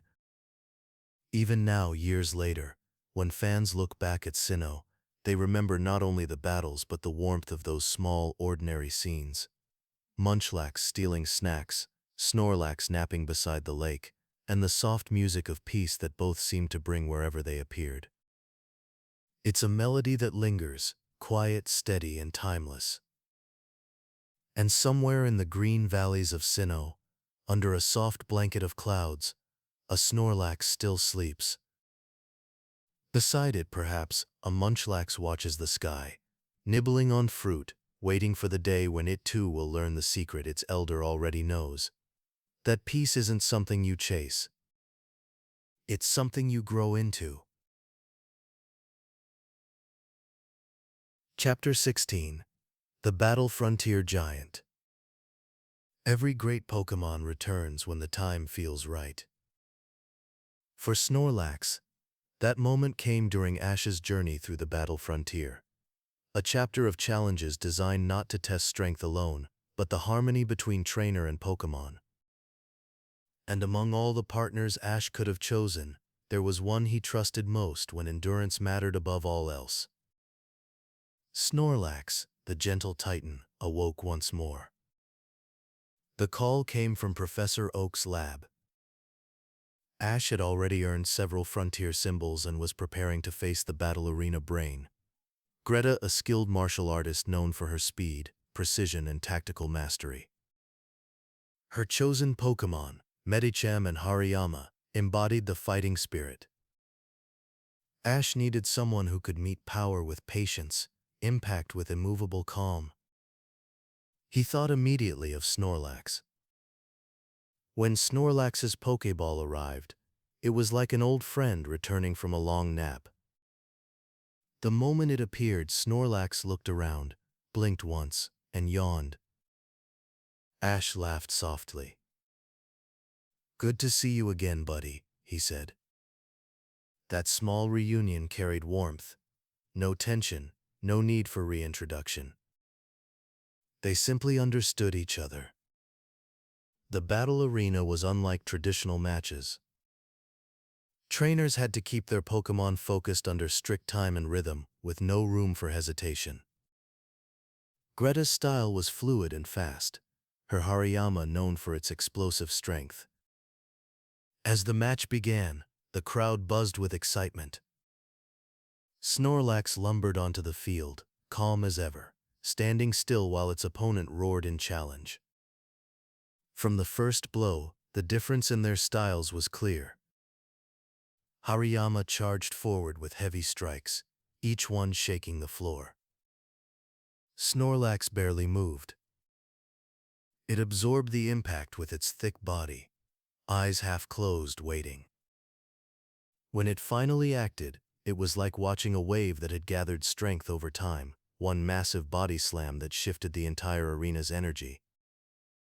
Hariyama staggered back, stunned by the force behind such a calm creature. Greta responded quickly, commanding precise counters. Medicam followed, combining speed and focus with psychic balance. Snorlax adjusted effortlessly, using Hyper Beam to keep distance and Rest to recover between strikes. It was a dance of contrasts, fury against patience, movement against stillness. And with every exchange, Snorlax's rhythm remained steady. It wasn't fighting to win. It was simply doing what came naturally, enduring. As the match reached its climax, both Pokémon stood exhausted. Greta's Medicam prepared a final attack, psychic energy glowing bright. Ash called for Snorlax to use Body Slam one last time. The two forces collided, light and weight, mind and body, and when the dust cleared, Snorlax stood victorious, unshaken, breathing slowly through the fading light. The arena fell silent for a heartbeat, then erupted in applause. Ash ran forward, throwing his arms around Snorlax's massive belly. Snorlax blinked down at him, smiled faintly, and promptly sat down, nearly flattening him in the process. The crowd laughed, Greta smiled in respect, and the Frontier Brain handed Ash the gut symbol, a token of courage and endurance. Even she admitted that few trainers understood balance as well as Ash and his Snorlax. That battle became one of the defining moments of the Battle Frontier saga. It showed that victory didn't always belong to speed or aggression. Sometimes it belonged to stillness, to the one who could wait until the world found its rhythm again. In a competition built on focus, Snorlax had found the purest form of it. After the match, Snorlax returned to Professor Oak's lab, its mission complete. Oak welcomed it back with a warm chuckle, noting how its short time away had left the ranch feeling strangely quiet. Snorlax settled into its usual spot beneath the tree, belly full and heart at peace. The other Pokémon gathered around, listening as Oak described the frontier battle in admiration. Snorlax simply closed its eyes and began to snore again, not out of indifference but contentment. That victory symbolized something larger than a competition.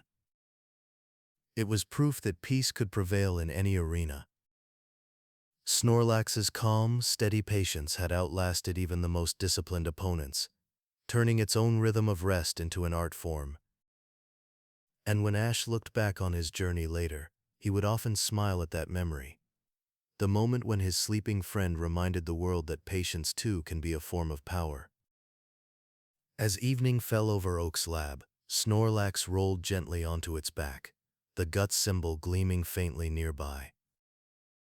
Pidgey and Butterfree settled in the branches overhead. A warm breeze drifted across the fields. And in the slow rise and fall of Snorlax's breath, there was peace, a victory that needed no cheering crowd to endure. Chapter 17. Snorlax in the Modern Pokédex. When the first Pokédex entry for Snorlax was recorded, it was short and simple. It eats nearly 900 pounds of food every day. It then goes to sleep. Even then, there was something almost poetic about it, a description that sounded less like science and more like meditation. In the years since, that entry has evolved alongside technology and knowledge, but the heart of it has never changed. No matter the region, Snorlax remains the same peaceful mystery, the creature that teaches through calm. As new generations of Pokédexes appeared, from the handheld databases of Kanto to the holographic systems of Galar and Paldea, each added small layers to the story. In Johto, researchers observed Snorlax's unique metabolism. Its body, they wrote, can digest any kind of food, even things thought inedible. The phrasing carried quiet admiration. Where other Pokémon might starve in scarcity, Snorlax thrived by transforming whatever it found into energy. That adaptability wasn't greed, it was resilience, a biological form of gratitude for the world around it. In Hoenn, the Pokédex took a more ecological tone. It described Snorlax as a Pokémon that eats and sleeps.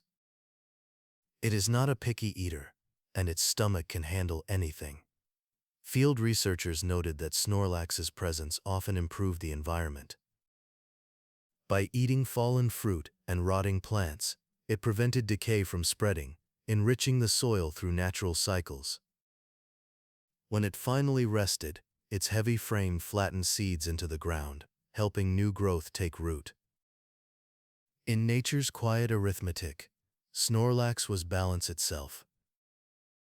By the time the Sinnoh and Onuva Pokédexes were written, Snorlax had become almost a legend of stability. One entry from Unova reads, "It is so docile that there are children who use its belly as a place to play."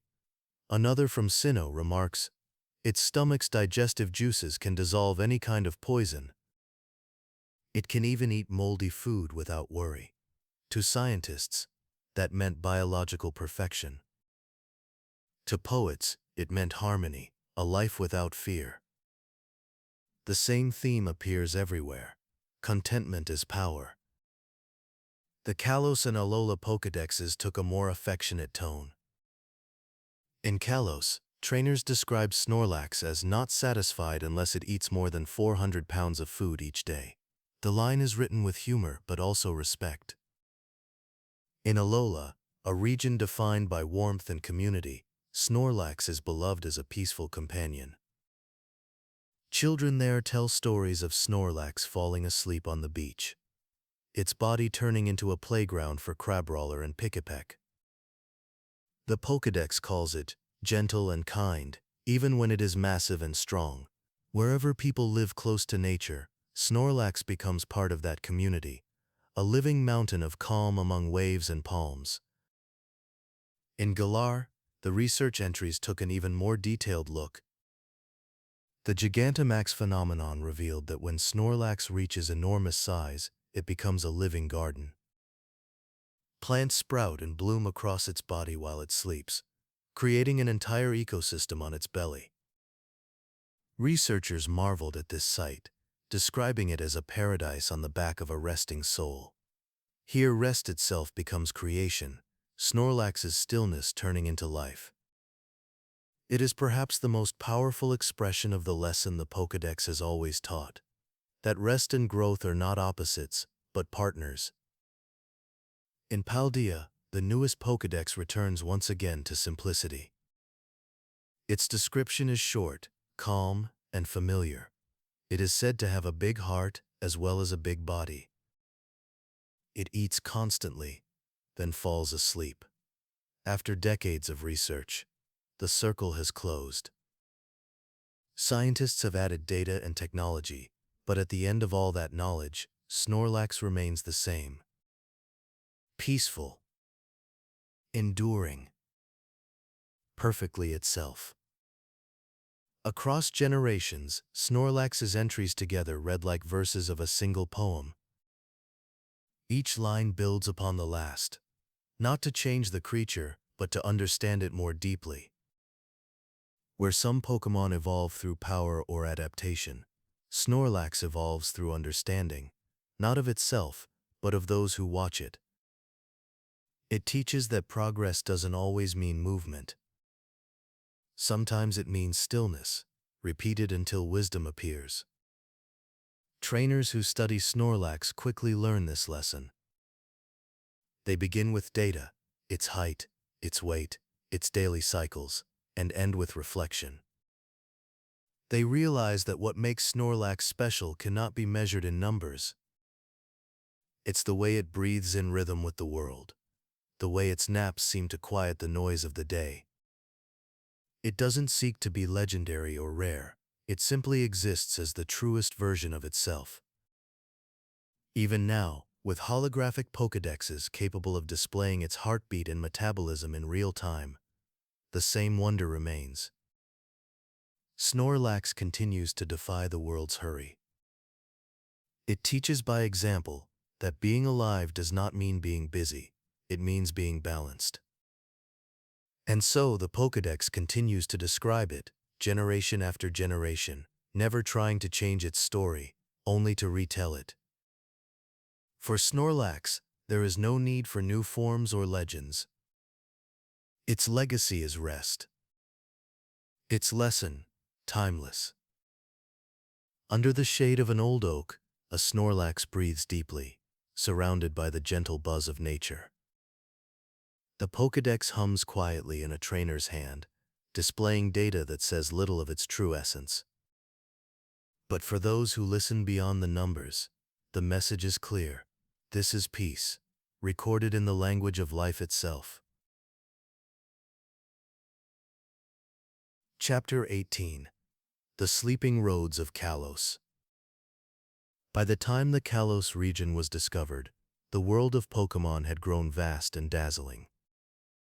Trainers could travel through shining cities, mountain ranges, and fields of color. The air itself felt alive with progress. Yet along Route 7, between Camphriere Town and the Parfum Palace, the path forward was once again closed by something beautifully familiar, a sleeping Snorlax. It was a moment of nostalgia, hidden in new light. For older trainers, it was like stepping back in time. For new ones, it was a first encounter with one of the oldest legends in Pokémon history.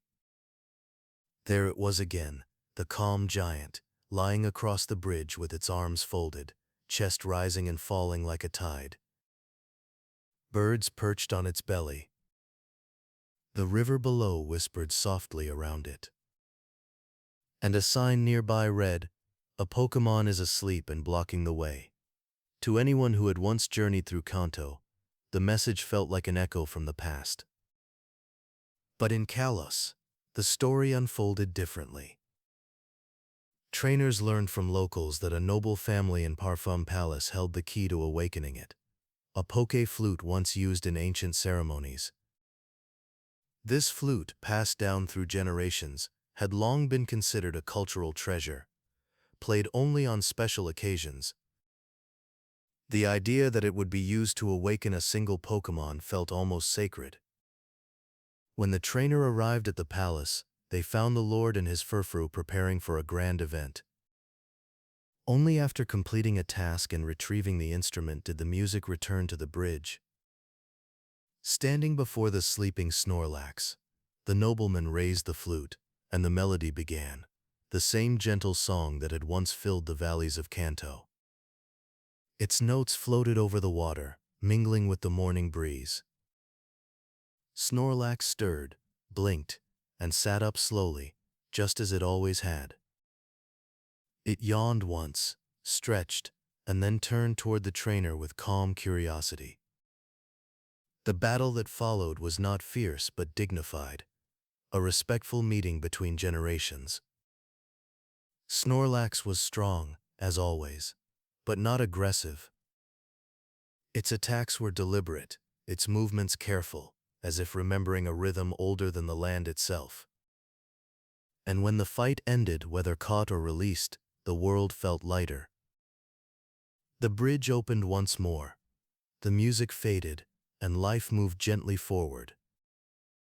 For many players, this scene became one of the most memorable in Pokémon X and Y. The improved graphics of the 3DS brought Snorlax to life with a level of warmth that matched its legend. The details, the fur texture, the light shimmer of the river, the peaceful stretch before waking, all carried a sense of reverence. It wasn't just another obstacle. It was an encounter with memory itself. In the game's lore, the Poké Flute tradition had become a cherished symbol of harmony between humans and Pokémon. The noble who played it spoke of gratitude, not command. He described the song as a reminder that every being, even one as large as Snorlax, deserved respect for its natural rhythm. When Snorlax awoke, the flute's melody didn't stop. It blended with the sound of water and wind, creating a moment of perfect peace before battle began. The Pokédex entries of Kalos reflect this same balance. They describe Snorlax as not satisfied unless it eats more than 400 pounds of food each day, yet so docile that children can play safely on its belly. The contrast is striking but true. Immense power bound in gentleness. In Kalos, that duality felt especially at home. The region itself celebrated beauty and calm, from the gardens of Lumiose City to the fields of Vanilleville. And there, lying on its bridge, Snorlax became part of that harmony, a breathing monument to stillness. After the encounter, locals speak fondly of the moment. Some say the air smells fresher once Snorlax leaves, as though its rest had purified the place. Others believe that hearing the Poké Flute brings good fortune, since Snorlax only wakes when the world around it is in balance. Even Professor Sycamore mentions Snorlax in his lectures on coexistence, noting that peaceful Pokémon can shape their surroundings as deeply as the strongest of legends. In this way, Kalos didn't just recreate the story of Snorlax, it completed it. What began in Kanto as curiosity became, in Kalos, reverence. Players no longer woke Snorlax to move forward impatiently. They did so with understanding. It wasn't a blockade anymore. It was a reminder that rest has value, that patience has purpose, and that old wisdom still guides new worlds. When the music faded and Snorlax returned to its nap, the bridge felt somehow sacred. Trainers walked quietly, not to disturb it. The river flowed beneath, reflecting the soft blue of the sleeping Pokémon's fur. And above, the sky seemed to hold its breath, as if even the clouds respected the peace of a creature that had been teaching the same lesson for decades. Chapter 19, Gigantamax Dreams. In the rolling hills of Galar, where storms and sunlight passed swiftly across the open plains, a new phenomenon changed how the world saw Pokémon. The Dynamax energy that surged through the land could magnify a Pokémon's body to extraordinary size, transforming ordinary battles into living spectacles. But among all the enormous creatures that appeared across the wild area, one stood apart, not for its fury, but for its peace. It was Snorlax, asleep as always, yet transformed into a mountain of life itself. The first sightings of Gigantamax Snorlax startled even the most seasoned researchers. Trainers exploring the wild area found what looked at first like a hill covered in grass and flowers. Then they noticed the shape, the rounded belly, the curved arms, the small head resting quietly at the top. And when the wind shifted, the entire hill exhaled softly. The ground trembled, not with violence, but with the steady rhythm of breathing. Snorlax had not awakened, It had simply grown. In this colossal form, Snorlax's body becomes a miniature ecosystem. A tree rises from its belly, branches heavy with fruit. Vines trail down its sides, blooming with flowers that sway gently as it sleeps.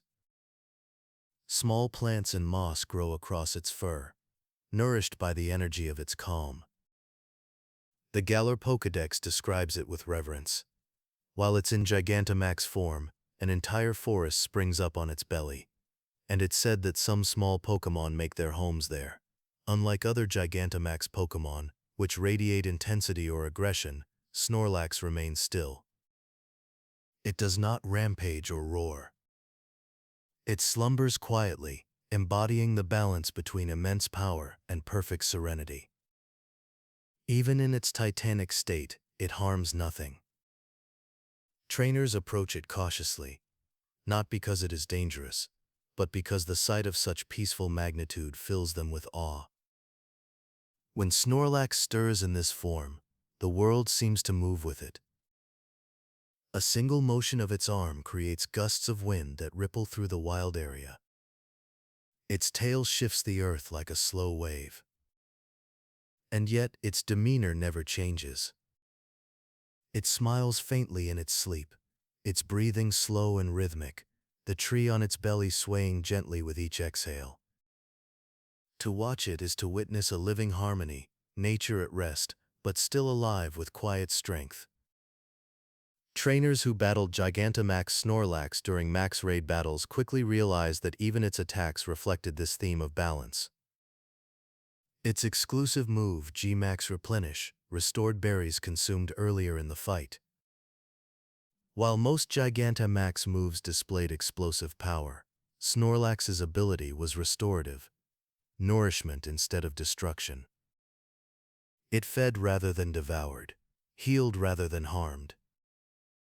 In its most powerful form, Snorlax remained true to itself. Researchers in Galar began calling it the Gentle Mountain. Professor Magnolia noted that its Gigantamax energy seemed to interact differently with its biology than with any other Pokémon. Instead of channeling aggression, it encouraged growth.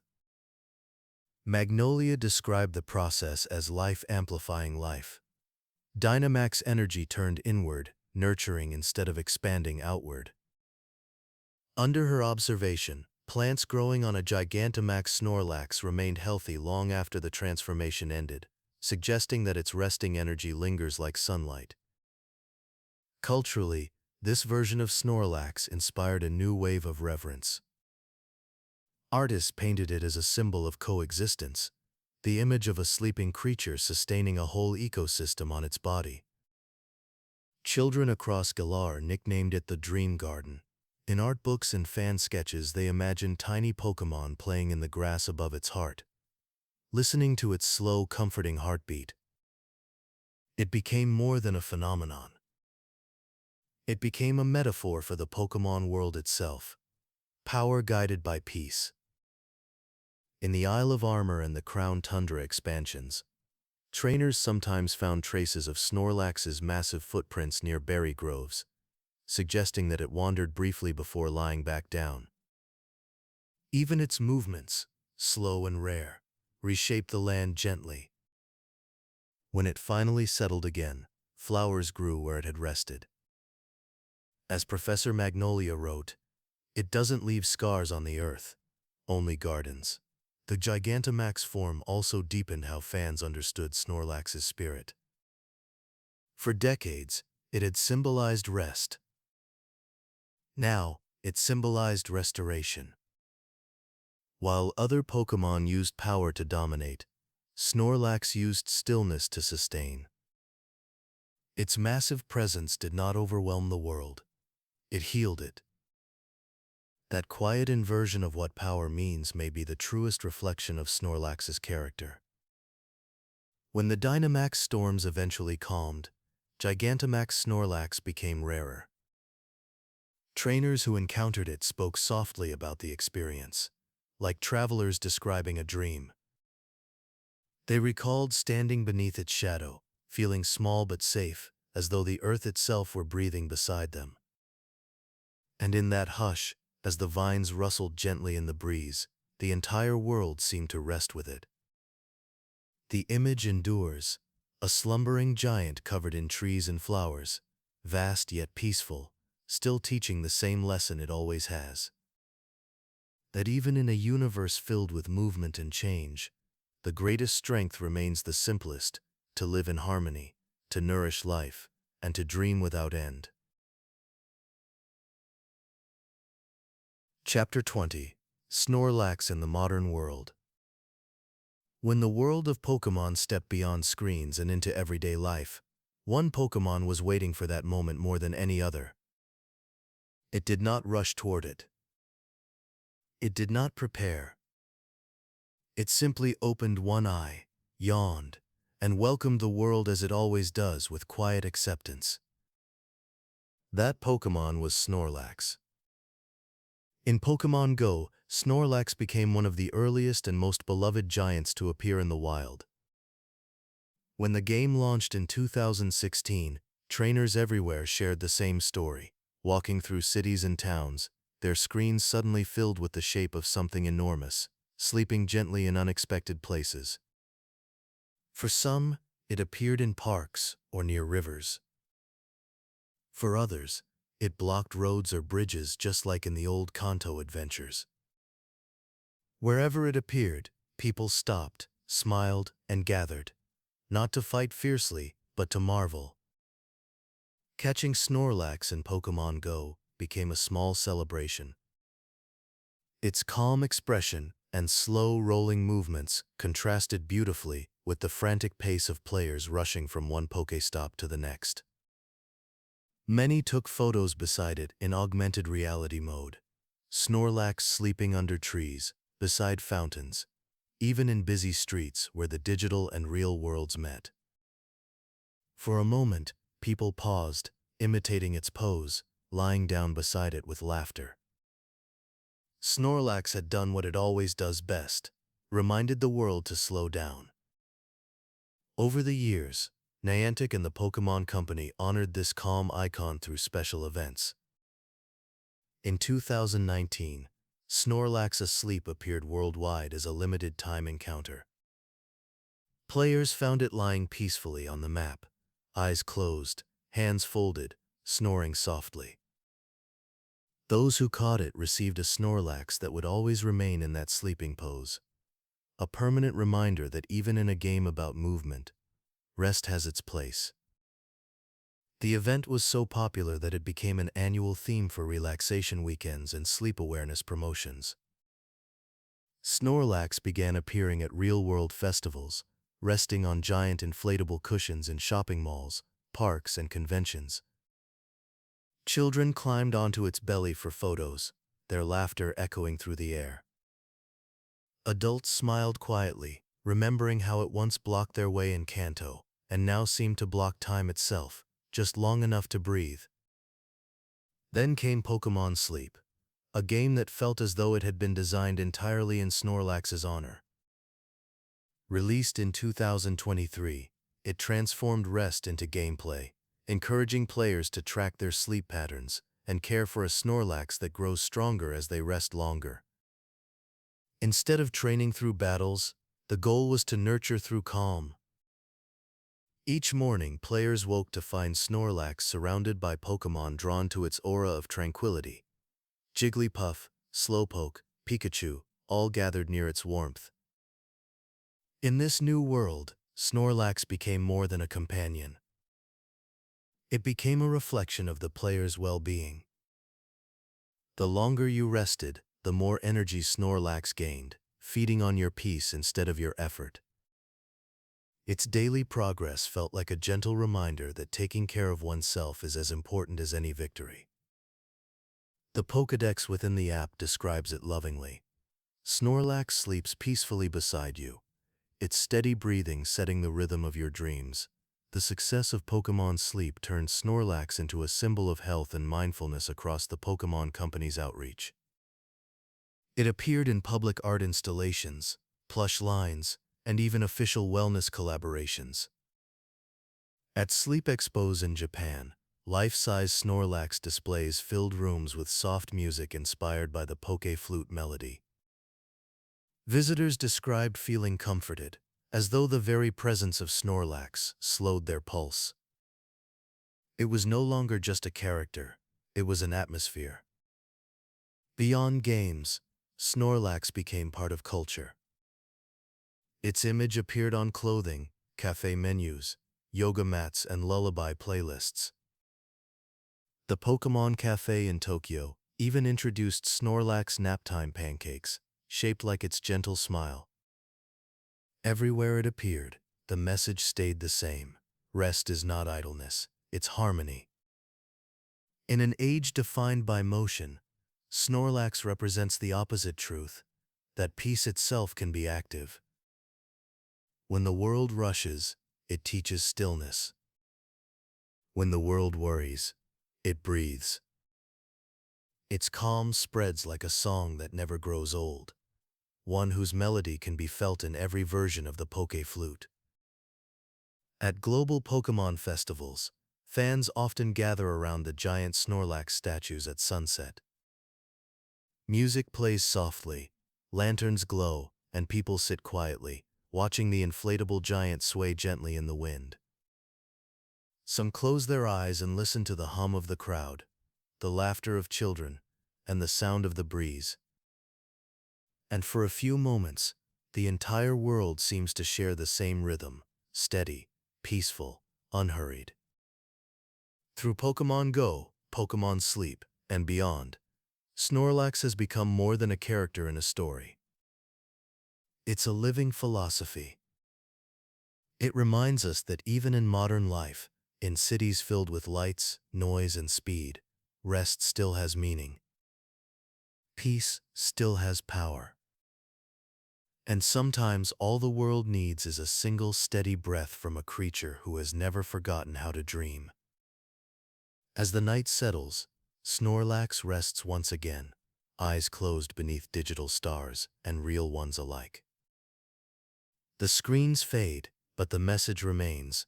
The gentle giant still sleeps, and the world, for a moment, sleeps with it. Chapter 21. Snorlax, Across Generations. Across the vast tapestry of Pokémon history, few figures remain as steady as Snorlax. While the world has evolved from simple sprites to vivid worlds, from humble adventures to grand legends, Snorlax has stayed the same. It has eaten, slept, smiled, and rested its way through every era without ever changing who it is. And perhaps that is why it has lasted longer than almost any other.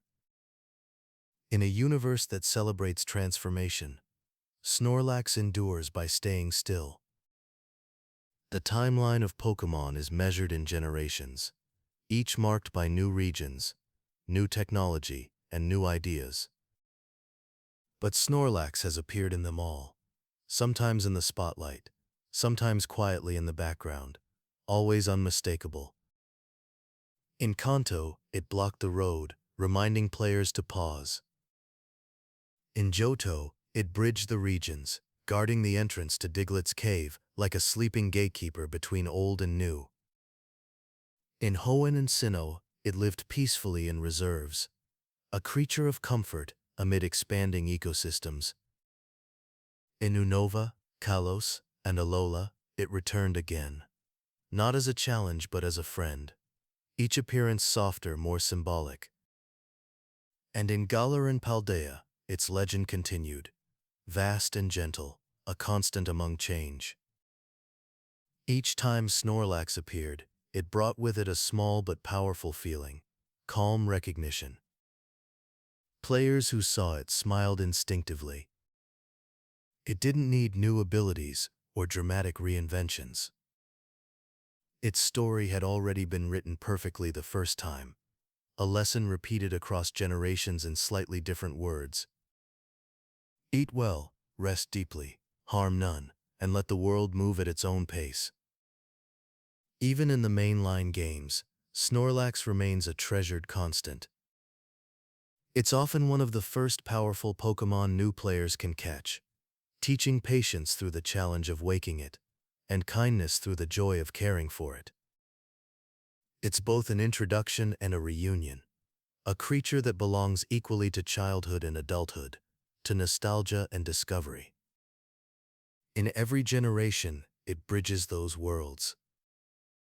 The anime, too, has kept Snorlax close. From Ash's early days in Kanto to his Battle Frontier victories, and even into cameo appearances in Pokémon Journeys, Snorlax reappears like a friendly rhythm. Sometimes it's comic relief, sleeping through chaos.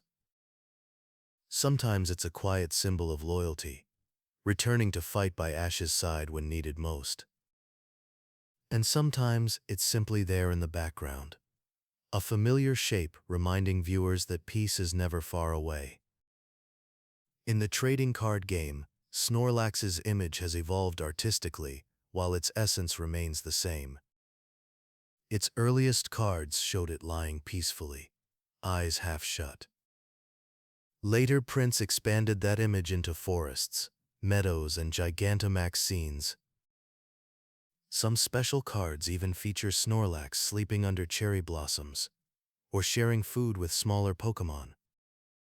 Every artist, no matter the style, portrays it with warmth.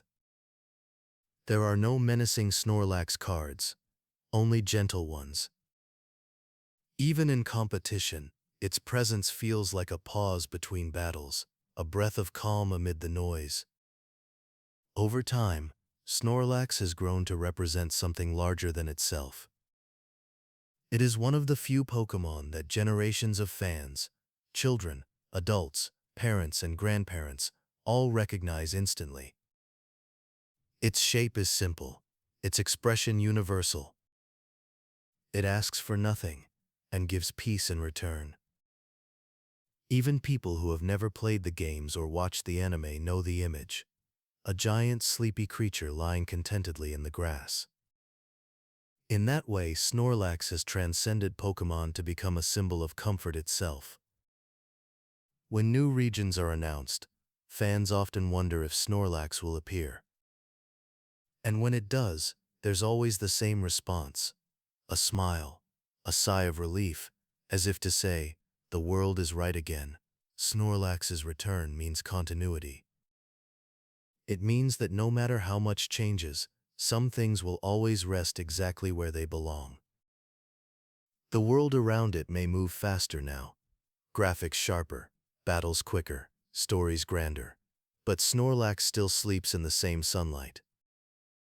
It has outlasted countless rivals, generations of trainers, and entire eras of technology, yet it remains untouched by time.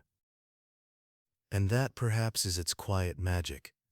It doesn't evolve because it doesn't need to. It has already found what every other creature in the Pokémon world is still searching for: peace. For those who grew up with Pokémon, Snorlax holds a gentle place in memory. It reminds them of the first journey through pixelated forests, of the first Poké flute song, of a moment of stillness between one adventure and the next. For younger trainers, it offers something new: reassurance. A promise that it's all right to rest, to slow down, to breathe. When we trace the history of Pokémon across generations, from red and blue to the newest worlds, Snorlax is the thread that connects them all. It is the steady pulse behind the music, the heartbeat that keeps time while everything else races forward. In its long, peaceful sleep lies the secret of Pokémon itself. That adventure and rest, excitement and calm, belong to the same beautiful rhythm. So as the series continues to grow and new regions emerge, Snorlax will almost certainly appear again, somewhere in the background. It will be sleeping beneath a tree, or by a river, or on a bridge that leads to new horizons. And when trainers see it, they will pause, as they always have. Because no matter how far the world travels, it always returns to that moment. A sleeping Pokémon, a soft melody, and a lesson older than the journey itself. Chapter 22. Snorlax in Film and Animation. From the earliest days of the Pokémon movies, where skies burned with the wings of Lugia and mountains echoed with the cries of Entei, one figure often appeared quietly in the background, calm, round, and smiling. Snorlax has never been the focus of a cinematic conflict. It doesn't fight to save the world or command the elements. Yet, in its own way, it has been part of nearly every era of Pokémon storytelling, always representing the same message. Even in chaos, peace remains. The first glimpse of Snorlax on the big screen came in Pokémon the first movie, Mewtwo Strikes Back in 1998. While the story centered on Mew and Mewtwo's clash of creation and identity, Snorlax appeared briefly among the cloned Pokémon gathered on New Island. It stood quietly, neither aggressive nor afraid, its calmness contrasting the storm outside.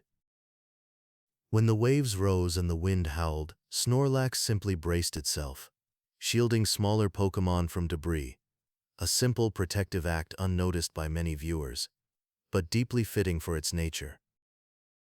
In Pokémon the Movie 2000, The Power of One, Snorlax appeared again, this time within the lush environment of Shimoti Island.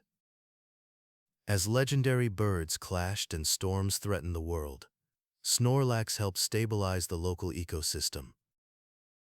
In one memorable moment, it is shown standing against the wind, eyes half closed, as villagers prepare for the prophecy's fulfillment. It is not a warrior here, but an anchor, a symbol of endurance amid nature's fury. The pattern continues throughout the films. In Pokémon 3 Spell of the Unknown, Snorlax is seen briefly at Professor Oak's lab, napping peacefully as chaos unfolds elsewhere. That image, Snorlax sleeping while the world wrestles with fear, became almost poetic, a quiet reassurance that peace endures even when unseen. In Pokémon Forever, the time-traveling story of Celebi and the forest guardian Suicune, Snorlax again appears in the natural setting of Oak's past, part of the forest ecosystem that Celebi protects. It blends with the landscape, its breathing almost in rhythm with the rustle of the trees. This moment reinforces a truth the series often returns to. Snorlax belongs wherever life thrives. When Pokémon Lucario and the Mystery of Mew released in 2005, it paid subtle homage to the balance between myth and simplicity. Amid the grandeur of the Tree of Beginning, Mew's sanctuary hums with quiet life. In one small scene, Snorlax appears resting near the base of the crystalline roots, its soft snores blending with the glow of the tree. It feels symbolic. Mew represents origin, Lucario represents duty, and Snorlax represents rest, the natural pause between creation and purpose. As animation evolved into 3D and digital forms, Snorlax evolved with it while keeping the same soul.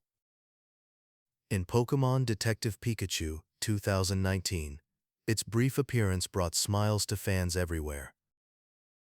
In the heart of Rhyme City, Snorlax lies sleeping in the middle of a busy intersection, traffic rerouted gently around it. A police officer waves cars away, resigned and amused, while Snorlax continues its nap, oblivious to the bustle. It is a perfect image, humanity adapting to coexist with a creature that refuses to rush.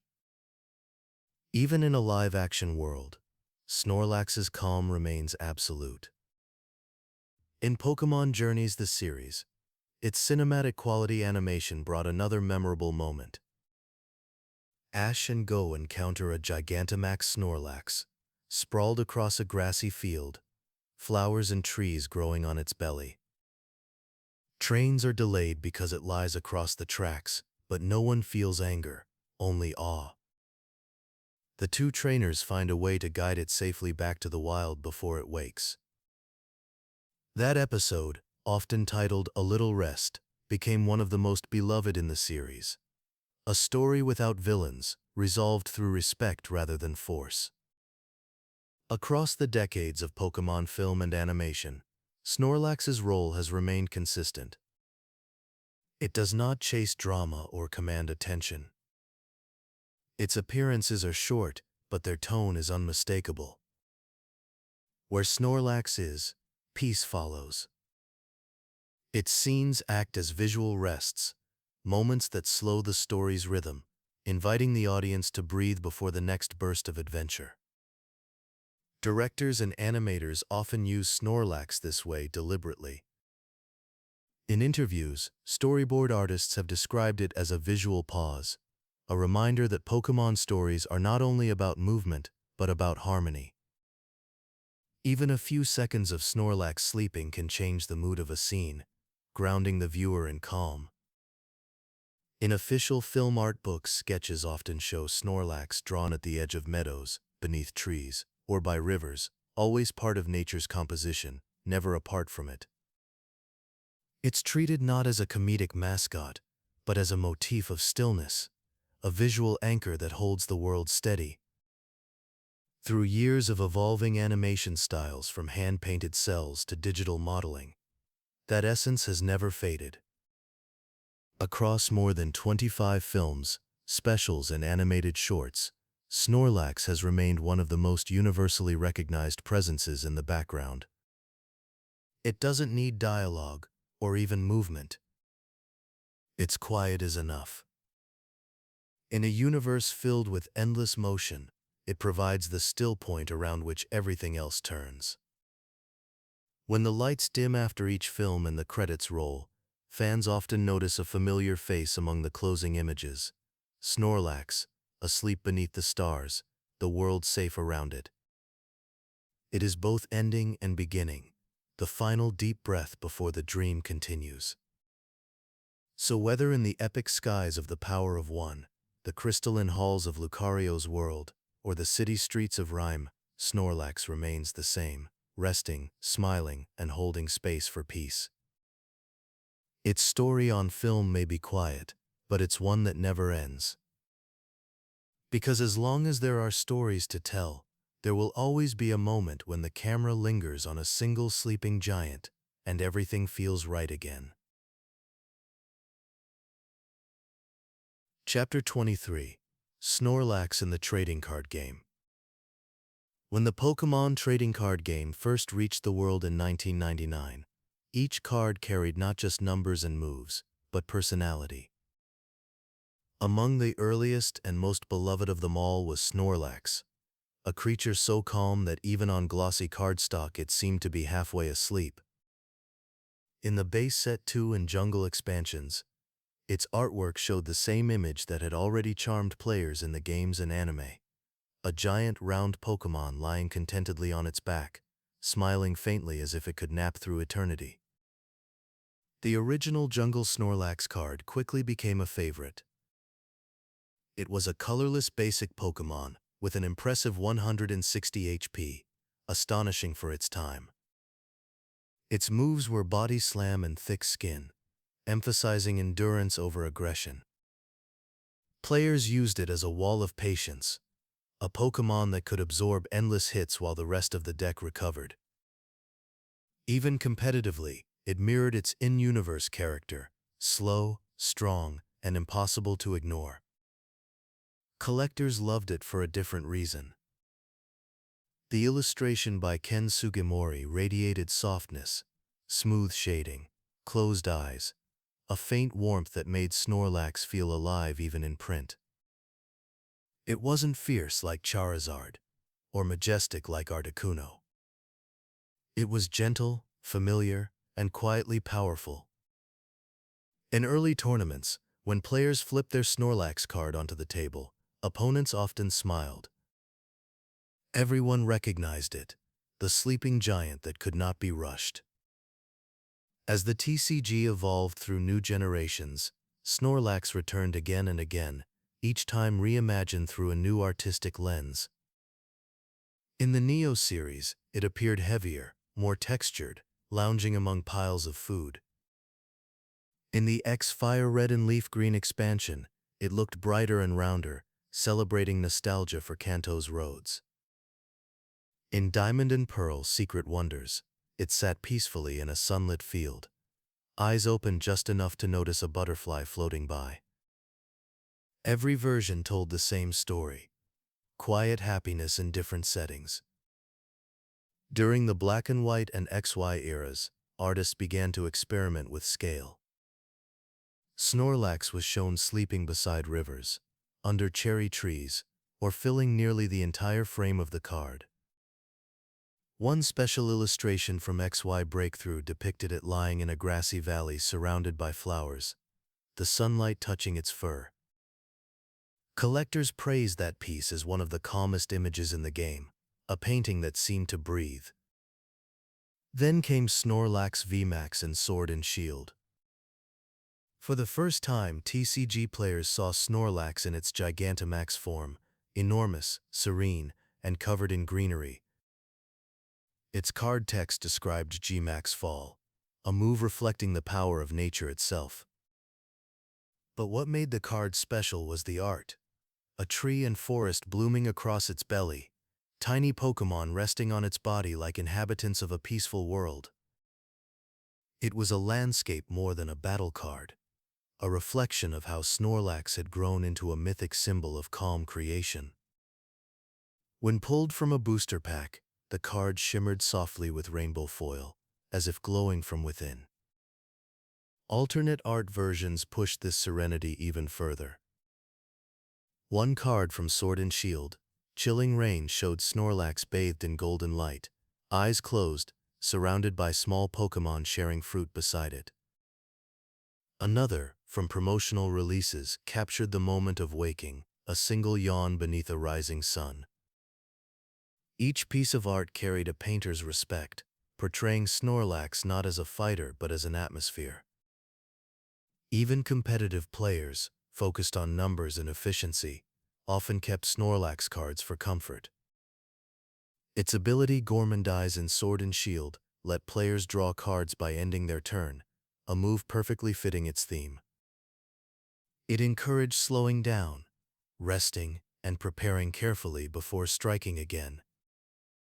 In the logic of cards, as in life, Snorlax wins by waiting. The TCG community continues to honor it through special sets and reprints. Collectors cherish the full art cards from Crown Zenith and Vivid Voltage, where Snorlax glows under starlight, peaceful and proud. Children still trade its common prints with laughter, often saying, "This one just makes me happy." That sentiment is the same across generations, the calm satisfaction of holding something that radiates kindness. Over more than 2 decades, Snorlax's TCG history forms a visual diary of Pokémon itself. Each era's artists reinterpret the same idea, that rest can be powerful, that peace can fill a canvas as completely as motion. In the earliest cards, it sleeps in solitude. In the newest, it carries forests upon its body. The evolution is artistic, not biological, the expansion of understanding rather than form. Today, Snorlax cards are displayed in museums and exhibitions, celebrating the art of Pokémon. Visitors pause in front of them longer than most. Perhaps it's the colors, or the smile, or the sense of quiet. Whatever it is, Snorlax continues to do in art what it has always done in life: make people slow down, if only for a moment, and remember that peace is beautiful. As new expansions release and new legends rise, Snorlax will almost certainly appear again. It will lie across another field, nap beside another stream, or tower gently beneath another tree. And when players open a fresh pack and see that familiar face, they'll smile not out of surprise but gratitude. Because in a world that keeps evolving, Snorlax never needs to. It has already found perfection and rest. Chapter 24: Snorlax in Culture and Symbolism. There are Pokémon that inspire awe, others that spark laughter, and a few that feel like home. Snorlax belongs to the last kind. From its first appearance, It has carried a quiet message that reaches beyond age or language, the reminder that rest is not idleness, and peace is its own form of strength. Over the decades, that message has grown into something larger, a symbol woven through art, design, and daily life. Snorlax's creator, illustrator Ken Sugimori, once described its design as a shape that makes people feel safe. It was meant to be large but soft, strong but harmless, the visual opposite of threat. That simplicity became the key to its universal appeal. Children saw a friend, adults saw a break from the noise. And as Pokémon grew into a global phenomenon, Snorlax followed, not leading the charge but waiting calmly for the world to catch up. In Japan, Snorlax, or Kebigon, became an icon of good humor. Its name inspired countless parodies in television and advertising. Cafes began serving Snorlax pancakes, shaped like its smiling face. In Tokyo's Pokémon Cafe, plush versions of Snorlax sit beside tables, inviting guests to relax. Staff often describe it as the ambassador of calm. Children nap against it, and adults take photos pretending to fall asleep by its side. It turns dining into play, rest into ritual. Official merchandise deepened this gentle theme. From the earliest plushes in the late 1990s to today's life-size sleeping Snorlax beanbags, its image has remained constant. The colors rarely change: deep blue, soft cream, and a small, serene smile. It's not just collectible, it's comforting. When the Pokémon Center stores release new Snorlax products, they often sell out within hours. Blankets, pajamas, tea sets, and slippers all carry its relaxed energy. Fans describe these items not as decorations but as reminders to slow down, to breathe, to take a moment for peace. In Western culture, Snorlax quickly became a figure of affectionate humor. It appeared in memes, cartoons, and even philosophy blogs as shorthand for contentment. Students posted images of Snorlax with captions like "life goals" or "inner peace unlocked." Fitness trainers joked that it represented the rest day everyone needs but forgets to take. It became both self-parody and wisdom, the balance between laughter and truth. The Pokémon Company has embraced that image wholeheartedly. Snorlax is now featured in official mindfulness campaigns, wellness apps, and charity events promoting healthy rest. In 2023, when Pokémon Sleep launched, Snorlax became the official mascot for Sleep Day, a collaboration between the game and Japan's Ministry of Health to encourage better sleep habits. Posters across Tokyo showed Snorlax under a crescent moon, the tagline reading simply, "It's okay to rest." Few slogans have ever fit a Pokémon so perfectly. The Pokémon centers around the world often include large Snorlax statues or plush displays. Visitors instinctively lower their voices near them, as if not to disturb its nap. In Singapore, a 20-foot inflatable Snorlax once filled a city park for the franchise's anniversary celebration. People gathered around, not in excitement but quiet delight, taking pictures and sitting nearby as though sharing its dream. It's a rare moment in popular culture, where stillness itself draws a crowd. In art, Snorlax continues to inspire. Japanese woodblock-style prints have reimagined it as a guardian spirit of mountains and rivers, its round shape merging with the landscape. Western artists often depict it lying beneath a starry sky, the moon glowing above its chest like a heartbeat. Even minimalist sketches, just 2 dots and a curve for a smile, evoke immediate recognition. Few characters carry such power through simplicity. Snorlax also plays a role in community and empathy. At conventions, people in Snorlax costumes often create nap zones, encouraging visitors to rest between events. Online, artists shared gentle illustrations of Snorlax offering tea or hugs, accompanied by small notes reading, "Take care of yourself today." In that way, Snorlax has become a kind of cultural guardian, an emblem of kindness used by fans to care for one another. The Pokémon brand has often celebrated adventure, competition, and growth. But Snorlax represents something quieter that completes the circle. It reminds everyone, players, trainers, and dreamers alike, that balance matters as much as ambition. In a world of endless motion, Snorlax gives permission to pause. Even the Pokémon Company's own statements reflect this. In an official interview for Pokémon's 25th anniversary, creative producer Taketo Utsunomiya described Snorlax as the heart of calm at the center of chaos. He said, "It is the Pokémon that doesn't fight the current of life. It just floats peacefully and teaches everyone around it to do the same." Perhaps that is why Snorlax remains one of the most beloved Pokémon worldwide. Its design transcends culture because it speaks a language everyone understands. The need for rest, the comfort of stillness, the humor and simplicity. It bridges nostalgia and the present, reminding both children and adults that joy can be gentle. At the end of the day, Snorlax's meaning is not found in its size or its strength, but in its presence. Wherever it appears in cafes, on cards, in games, or on pillows, it brings the same feeling, a deep, unspoken exhale. The world slows down for just a moment. And in that pause, everything feels right again. So tonight, imagine Snorlax resting beneath the stars, its breath soft and steady, its dreams wide and kind. The forests hush around it. The rivers move at its pace.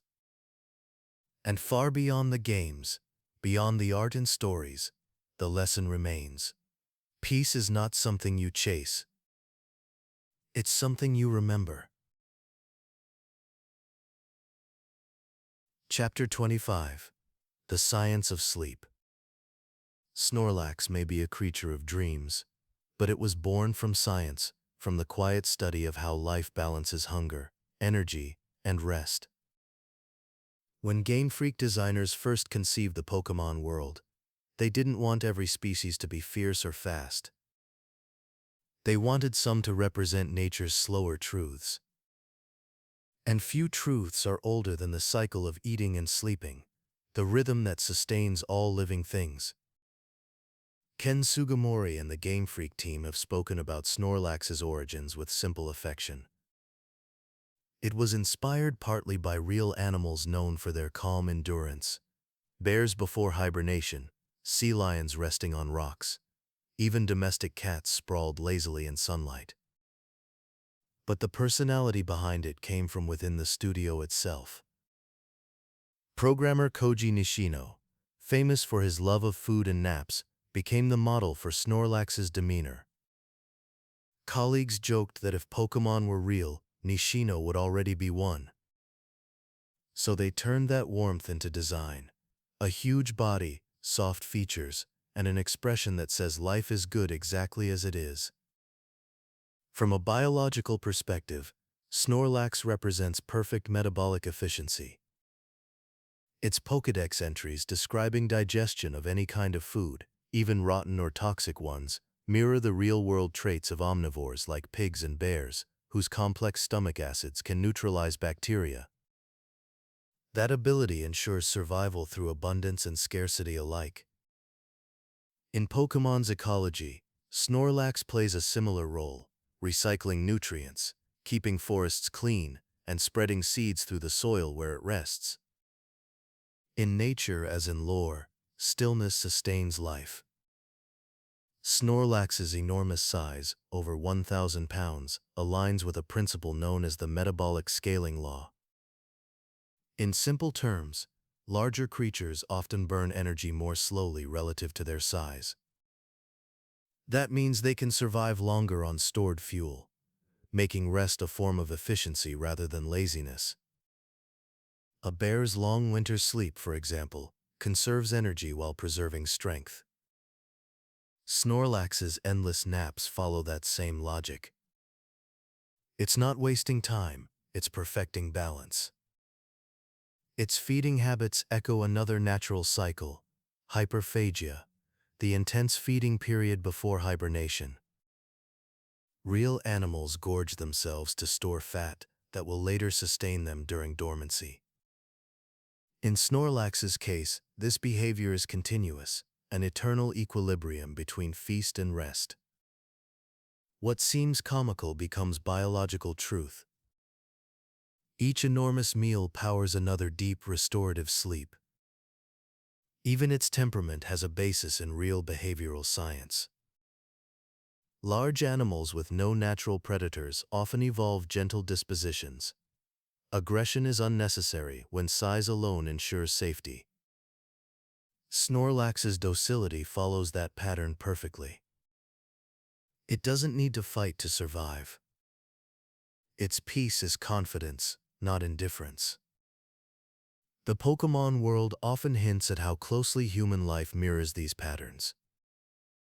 In games and anime alike, trainers who live with Snorlax find their routines subtly changing. They rest more. They worry less. In a way, Snorlax models a healthier rhythm, one that mirrors real research into sleep and stress. Studies show that deep, consistent rest regulates metabolism, strengthens memory, and improves emotional well-being. Snorlax's fictional life demonstrates that truth in gentle form. It doesn't chase goals or punish itself for resting. It simply trusts that balance will bring strength. Even the Poké Flute connection has a biological metaphor. In both Pokémon lore and neuroscience, sound can influence sleep cycles. Gentle rhythmic tones like lullabies or white noise help synchronize the brain's electrical activity, leading to deeper rest. The Poké Flute's melody works the same way, resonating with Snorlax's slow breathing to wake it naturally rather than abruptly. It's not alarm, but harmony, the art of awakening through kindness. Modern ecological readings of Snorlax see it as a model species of coexistence. It consumes waste, fertilizes soil, and provides shelter for smaller creatures, especially in its Gigantamax form, where an entire forest grows on its belly.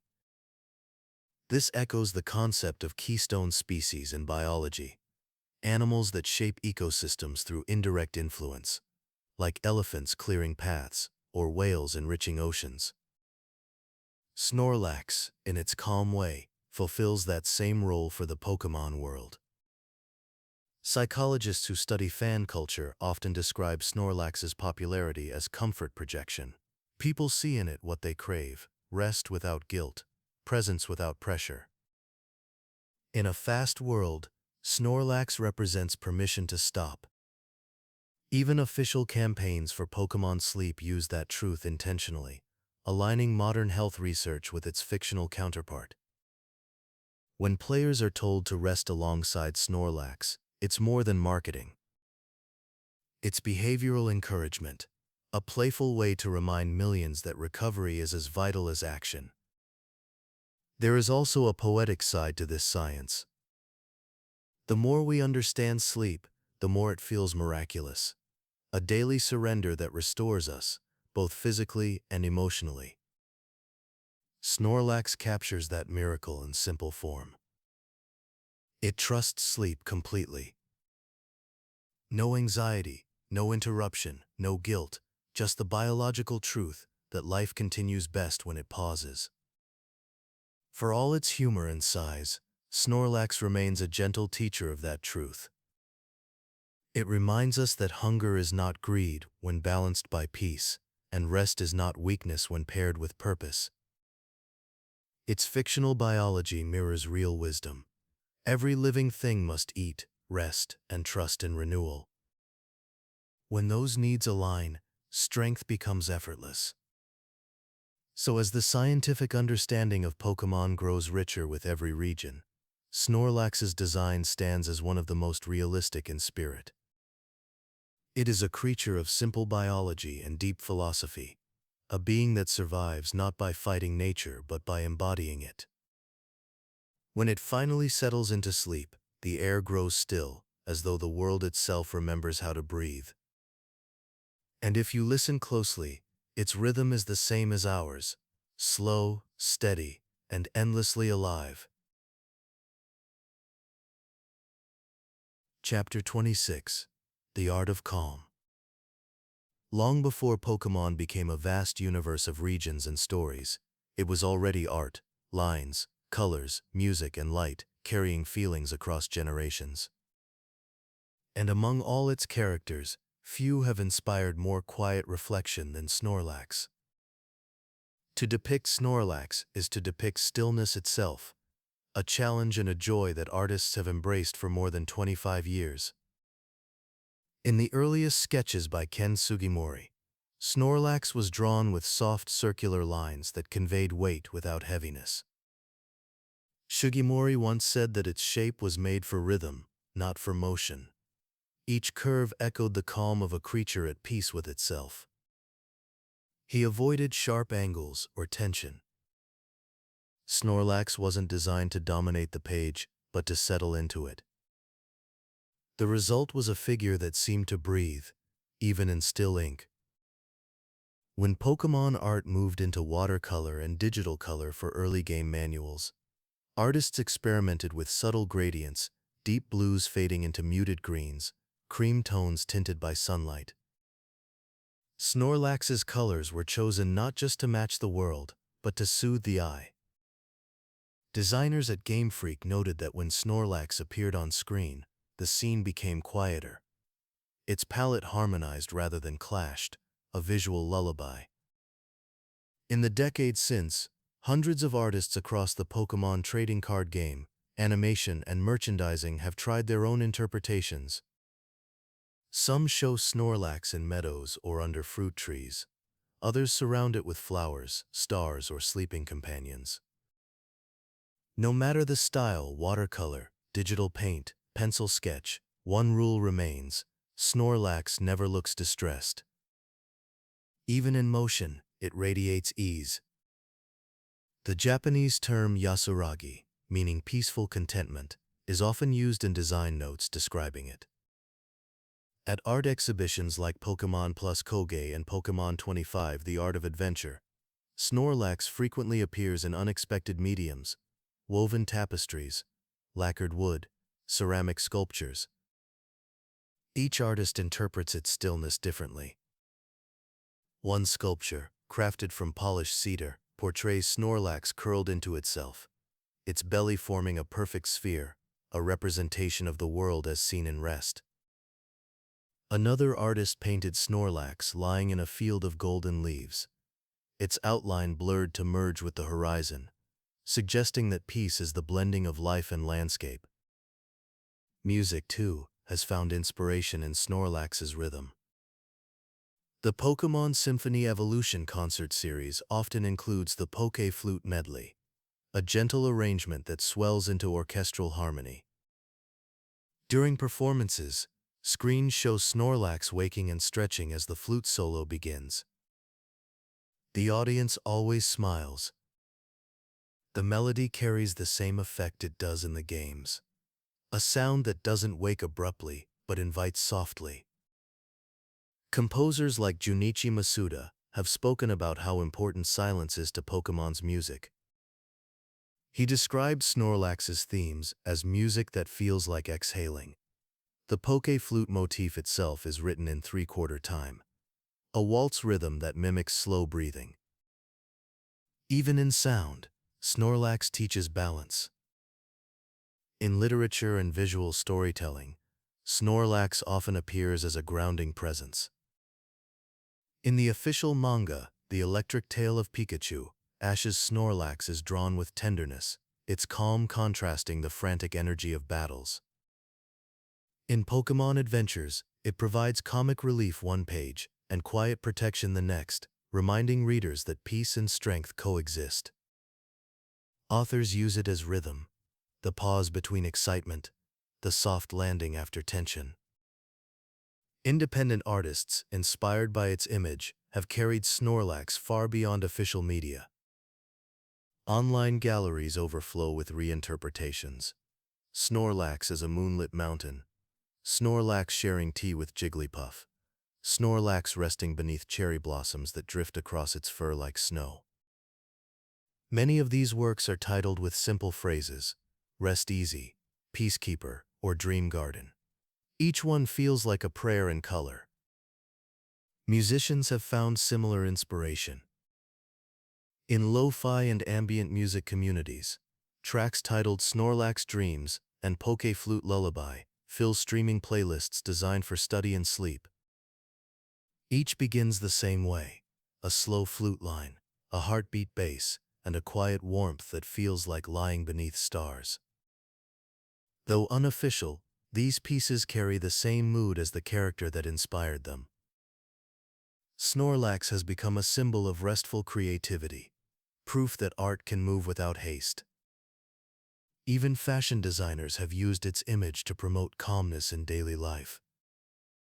Japanese streetwear brand Fragment collaborated with Pokémon to create minimalist Snorlax apparel, plain cotton, muted tones, small embroidery near the heart. The idea was simplicity over noise. The campaign tagline read, "Slow down."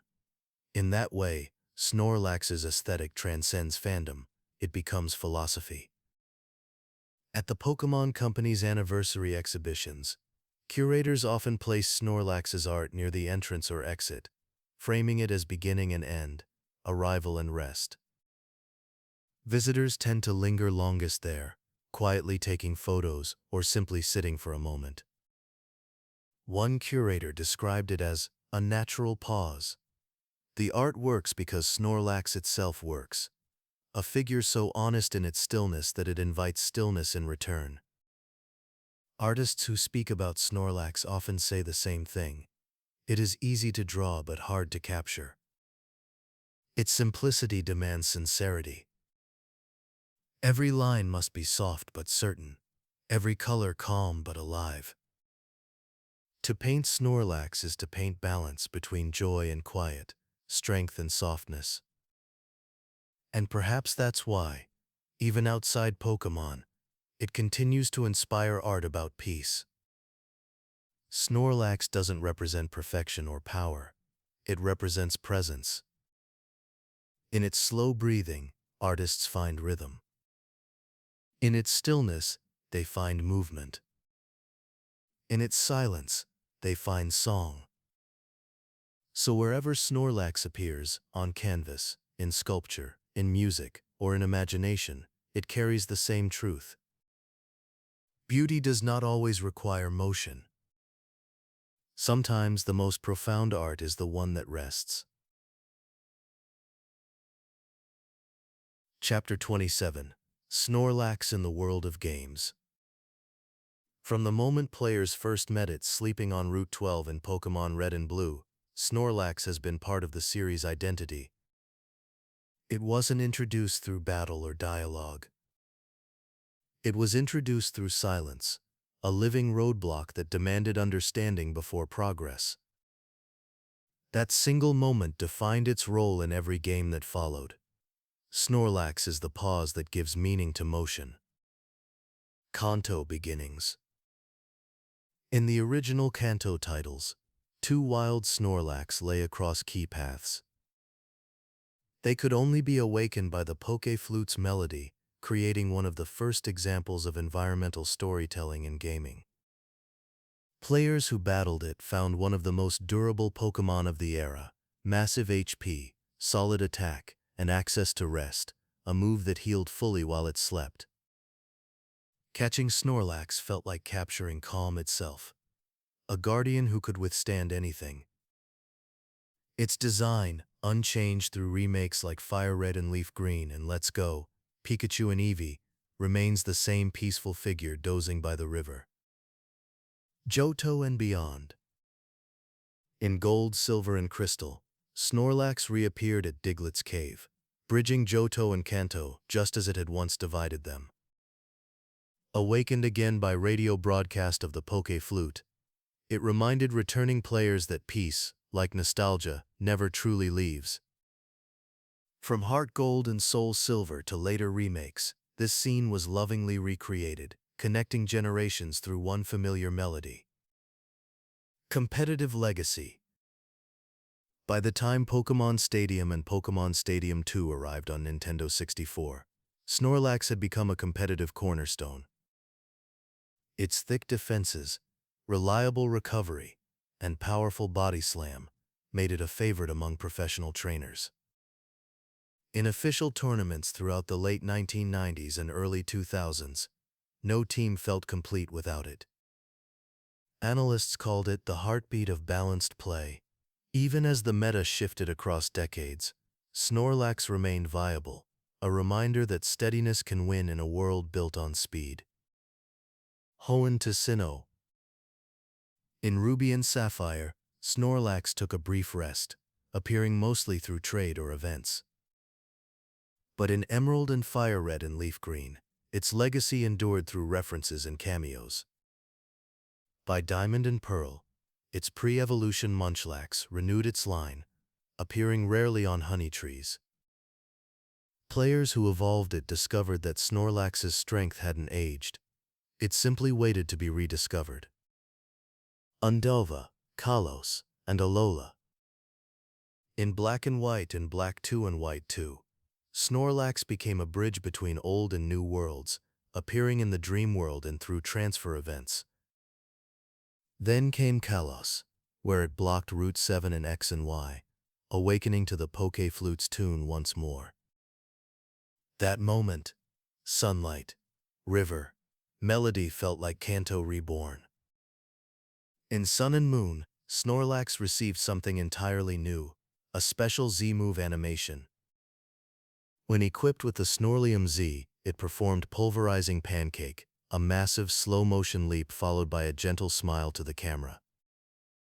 It was humorous and majestic all at once, proof that even a sleeping giant can dance when inspired. Gigantamax and Galar. The arrival of Sword and Shield gave Snorlax its most breathtaking transformation. Through Gigantamax energy, it became a living garden, trees and flowers blooming across its body. Its signature move, G-Max Replenish, restored berries instead of destroying foes, staying true to its nurturing nature. This version of Snorlax turned power into peace, the ultimate expression of strength through rest. Paldea and the present. In Scarlet and Violet, Snorlax returned once more as a treasured discovery across Paldea's open fields. Players often found it sleeping under cliffs or near rivers, unmoving as wildlife gathered around. Catching it required patience. Disturbing it too soon caused it to roll away, yawning. It was both part of the ecosystem and a quiet landmark, a living reminder that the world is healthiest when something enormous is simply allowed to rest. Spin-offs and beyond. Snorlax's gentle rhythm reaches nearly every Pokémon spin-off. In Pokémon Snap and New Pokémon Snap, it dances when the Poké Flute plays. In Pokémon Unite, it serves as one of the most reliable defenders, using Block and Yawn to protect allies. In Pokémon Café Remix, it is a patient guest who can only be served by creating the perfect meal. And in Pokémon Sleep, it finally becomes the centerpiece, not an opponent, but a companion whose breathing sets the pace for the player's dreams. Across decades of gameplay, one truth never changes. Snorlax does not rush. It waits, teaches patience, and turns rest into strength. Wherever technology advances from 8-bit sprites to 3D motion capture, it remains the same calm soul, perfectly at home in every generation. The joy of encountering Snorlax in any game is always the same. You pause, smile, and listen to the world quiet down for a moment. Its presence resets the tempo, reminding you that progress isn't measured only in steps or wins. Sometimes, it's measured in how deeply you can breathe before moving again. And when the music resumes, the Poké flute fades, and Snorlax drifts back into sleep. Players know the world feels whole again, balanced between motion and rest, challenge and calm. It is both obstacle and oasis, a teacher disguised as a nap. Chapter 28, Guardians of Rest. Every great Pokémon story is a story of partnership. Some are built on rivalry and fire, others on ambition and courage. But the bond between a trainer and a Snorlax is built on something quieter, the slow rhythm of understanding. Where most Pokémon challenge their partners to move faster, Snorlax teaches them to breathe. The most famous of these bonds belongs, of course, to Ash Ketchum. When Ash first met Snorlax on the Grapefruit Islands, it wasn't a battle that began their friendship, it was a shared problem. Snorlax had eaten the island's entire fruit supply, leaving the workers in distress. Ash tried every method to move it, commands, food, even Pikachu's electricity, but nothing worked. In the end, only patience did. When Snorlax finally stirred and allowed itself to be caught, Ash smiled, not with triumph but relief. He had met a Pokémon that moved at its own pace, one that required gentleness rather than control. That gentleness became the foundation of their bond. Throughout the Orange Islands and Johto arcs, Snorlax proved itself again and again, loyal, steady, and powerful. When Ash called it from Professor Oak's lab, it never hesitated. Its trust was simple, immediate, and complete. In return, Ash never demanded what Snorlax couldn't give. He understood that its strength came not from constant training but from balance. In a way, their relationship mirrored mentorship rather than command. Two beings learning the rhythm of calm and action together. One of their most famous moments came during the Battle Frontier. Ash faced Greta, a disciplined fighter whose team embodied speed and precision. Against all odds, he sent out Snorlax. What followed was a masterclass in patience. Snorlax endured every blow, waited for its moment, and struck once with unwavering confidence. It won the match, earning Ash the Guts symbol, and reminding fans everywhere that quiet strength can overcome even the fiercest storms. Outside the main series, Snorlax has served as a trusted companion for several other notable trainers. In the games, the silent protagonist Red, known as the strongest trainer in Kanto, keeps a Snorlax on his legendary team atop Mount Silver. There it stands alongside Pikachu, Charizard, and Lapras, forming the core of a team defined by endurance and mastery. Its presence on Red's roster isn't just strategic. It's symbolic. Even the greatest trainer values calm amid challenge. When players face Red, Snorlax often appears late in battle, a test of patience before victory. Defeating it feels like earning rest itself. In the Pokémon Adventures manga, Snorlax appears as a constant companion to Red as well. It's portrayed not only as strong, but deeply affectionate, carrying him across rivers and acting as his shield in danger. The manga's Snorlax shows what the anime implies, that behind its quiet nature is fierce loyalty. It protects without hesitation, though it prefers peace. Other trainers across different media have also shared gentle bonds with Snorlax. In Pokémon Masters EX, Blue Marnie, and even Professor Oak himself are seen working with it in special events, often in relaxed settings like picnics or research outings. These appearances emphasize care over combat. Snorlax responds best to kindness, thriving when trainers respect its natural rhythm rather than forcing change. In that sense, raising a Snorlax becomes an exercise in empathy. The Pokédex occasionally hints at the human side of these relationships. It describes Snorlax as so docile that children can play safely on its belly. That line, repeated across generations, captures the essence of trust. A creature so large, yet so gentle, allows the smallest to rest without fear. Trainers who care for Snorlax experience that same trust, the deep comfort of a bond built not on power but peace. Even in competitive play, those who favor Snorlax often describe the same satisfaction. It doesn't need to rush to prove value. Its strength comes from endurance, from being the one that outlasts instead of outpaces. The best Snorlax trainers know that winning with it feels different. It feels earned through balance, patience rewarded by grace. In the broader world of Pokémon caretakers, few researchers admire Snorlax more than Professor Oak. He often refers to it as a living study in calm. At his lab, Snorlax lives freely, surrounded by fruit trees and smaller Pokémon who nap near its side. When Ash visits, Snorlax greets him with a quiet rumble, a sound halfway between a purr and a sigh. It doesn't need words. Their bond speaks in trust. Through these relationships, Snorlax becomes a mirror for its trainers. It reflects their emotions, their habits, their pace. Ash learned to slow down. Red learned to stay steady.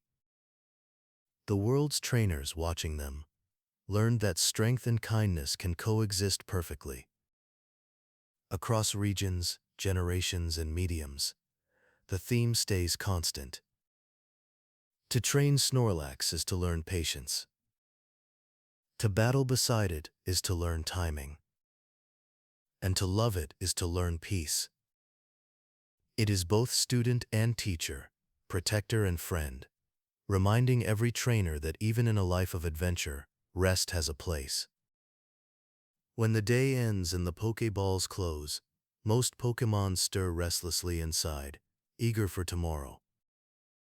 But Snorlax simply yawns, curls up, and sleeps, confident that its trainer will still be there when it wakes. That is trust in its purest form. And for the trainers lucky enough to share that bond, there is a quiet understanding. The strongest journeys aren't measured by distance or victories. They're measured by how deeply you've learned to rest beside your friends. Chapter 29. Snorlax in the Wild. The world of Pokémon is a living landscape. Rivers that glitter with Magikarp, forests alive with Pidgeysong, and mountains echoing with Onyx's call. Among all these moving pieces, one figure brings stillness. A Snorlax resting beneath an open sky. It does not hide or hunt. It simply sleeps, and through its rest, the world around it finds rhythm. Snorlax's natural habitats span nearly every region known to trainers. In Kanto, it is found along waterways and grassy roots, its back warmed by sunlight and its belly rising with each slow breath. In Johto, it prefers the gentle hills near Diglett's cave, where soft earth makes a perfect bed.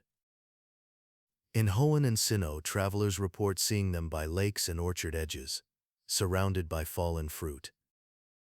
In Alola, they are sometimes spotted on beaches at dusk, the tide brushing gently against their feet. Each location shares a single quality: calm. Snorlax appears only where the world feels safe enough to sleep. Despite its immense size, it fits seamlessly into its surroundings. The Pokédex explains that Snorlax is not picky about where it eats or sleeps, and yet it always seems to choose places that benefit others. When it settles in a meadow, its weight flattens tall grass, creating open clearings where smaller Pokémon can graze. When it sleeps by rivers, its fur traps pollen and seeds that drift downstream, spreading plant life along the water's edge. Ecologists in the Pokémon world often describe Snorlax as a natural gardener. Through rest, it nurtures renewal. In the anime, Snorlax's resting places are always picturesque. In Wake Up Snorlax, it lies by a dam covered in vines. In Very Interesting, it naps in the middle of a berry field, surrounded by flowers and laughter. When it wakes, it eats heartily, then returns to sleep beneath the same tree, a quiet, endless loop that keeps the ecosystem alive. Even in chaos, its calm remains unbroken. Storms pass overhead, battles rage nearby, and Snorlax continues to dream, untouched. Its dietary habits, often treated humorously, serve an ecological function as well. Pokédex entries across generations describe it consuming everything from fallen fruit to spoiled crops. Rather than damaging nature, this behavior prevents rot and disease from spreading. When it finishes eating, the seeds it leaves behind help replant forests. Snorlax, in its simplicity, completes nature's cycle, consumption, rest, and renewal, without ever meaning to. Villages near Snorlax habitats sometimes treat it with reverence. In small towns across Kanto and Kalos, farmers leave fruit baskets near sleeping Snorlax as tokens of goodwill. They believe that a contented Snorlax ensures good harvests, while a restless one brings unpredictable weather. Though largely folklore, the belief mirrors reality. Where Snorlax sleeps, the land often thrives. Despite its reputation as a roadblock, wild Snorlax rarely causes conflict. Its body naturally adjusts to terrain, sinking gently into soil or sand instead of crushing it. Its breathing is deep but rhythmic, creating subtle vibrations that lull nearby Pokémon into rest. Even aggressive species like Primeape and Raticate give it space, sensing its harmlessness and quiet authority. Researchers observing Snorlax in the field often report that entire groups of wild Pokémon sleep within the circle of its influence, drawn unconsciously to its calm. Snorlax's territory is surprisingly fluid. It does not defend fixed borders or seek dominance. It moves slowly across regions, guided by abundance rather than instinct to claim. In ecological terms, it is a migratory sleeper, resting wherever nature allows. Once an area's food sources recover and new growth appears, it moves on without disturbance. The trail it leaves is one of gentle order, lush soil, clean rivers, balanced life. At night, Snorlax becomes part of the world's stillness. When the moon rises, its fur glows faintly under starlight, and dew gathers on its belly like glass beads. Crickets sing in rhythm with its breathing, and hoot-hoot perch safely nearby. To witness this in the wild is to see time slow, as though the planet itself pauses for a heartbeat. Even the wind softens, moving only when Snorlax exhales. In regions where modern cities now stretch across once wild fields, Snorlax has adapted without conflict. In Pokémon GO and Pokémon Sleep, it rests peacefully in parks and gardens, bridging human life and nature's calm. Trainers who encounter it often lower their voices instinctively. Something about its presence makes the world feel gentler. When morning arrives, Snorlax usually wakes for a short while, stretching, yawning, eating just enough to sustain its great body, and then lies back down in a new patch of sunlight. This simple rhythm, repeated across centuries and continents, has made it one of the Pokémon world's quietest wonders. It asks for nothing. It offers balance without effort. The forests that shelter it, the rivers that flow beside it, even the roads that bend gently around it, all have learned to coexist with its peace. And in that coexistence lies the truest kind of harmony, a world that makes space for rest. So if a traveler ever walks the routes of Kanto or the beaches of Alola and finds the path ahead blocked by something vast and softly breathing, they need not worry. They've met the guardian of calm, the living rhythm of the wild. Wait a while, listen to its quiet snores, and let the moment slow. The road will open soon enough. Chapter 30. A Gentle Closing. Dreams of the Sleeping Giant. Night settles over the Pokémon world. The rivers shimmer with moonlight, and the forests sigh with a breeze that carries the scent of fruit and soil. In the distance, somewhere between one region and the next, a familiar figure sleeps. Snorlax lies beneath the open sky, its chest rising and falling like the tide, its slow breathing keeping time with the heartbeat of the earth. For generations, people have told stories about this gentle giant. Some remember it as the roadblock that turned frustration into patience. Others recall it as a friend, a protector, or a peaceful companion who stood by their side in battle. In truth, Snorlax has always been all of these things. A creature of quiet strength, living proof that peace can hold as much power as any storm. From the fruit fields of the Orange Islands to the bridges of Kalos and the gardens of Galar, Snorlax has appeared again and again, always the same. Its eyes close, its breathing deepens, and the world grows calm around it. Each region adds its own small story: the Poké flute's melody, the villager's laughter, the wildflowers that bloom along its fur. Together they form a pattern, like dreams connected across time. To watch Snorlax sleep is to see balance itself. It does not chase or flee.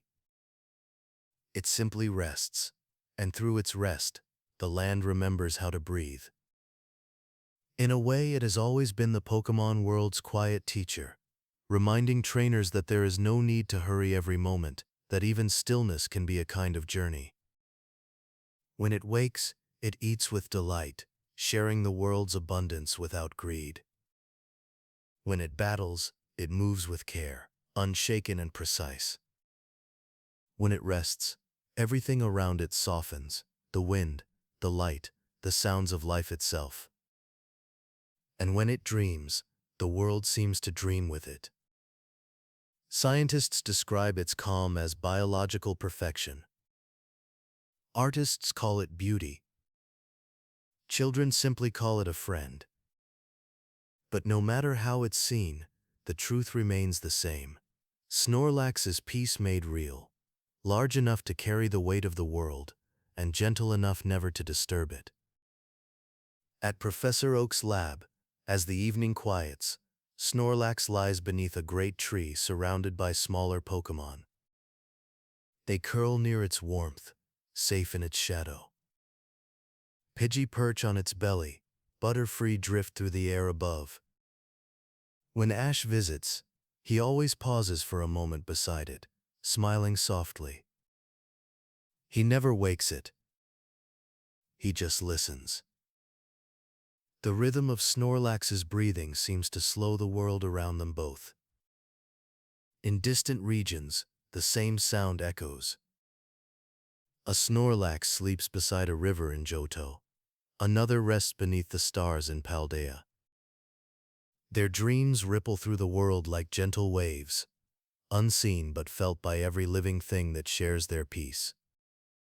It's as if the planet itself inhales and exhales through them, finding balance again and again. Even as new generations of Pokémon come and go, Snorlax remains. Its design never changes. Its story never fades. It asks for nothing, but gives something rare: the permission to rest. To sit still, to breathe, to exist without needing to achieve. That is its true gift. And so the legend continues, not as a tale of power or victory, but of calm. Whenever a road is blocked, a trainer somewhere will hear a flute play, soft and steady.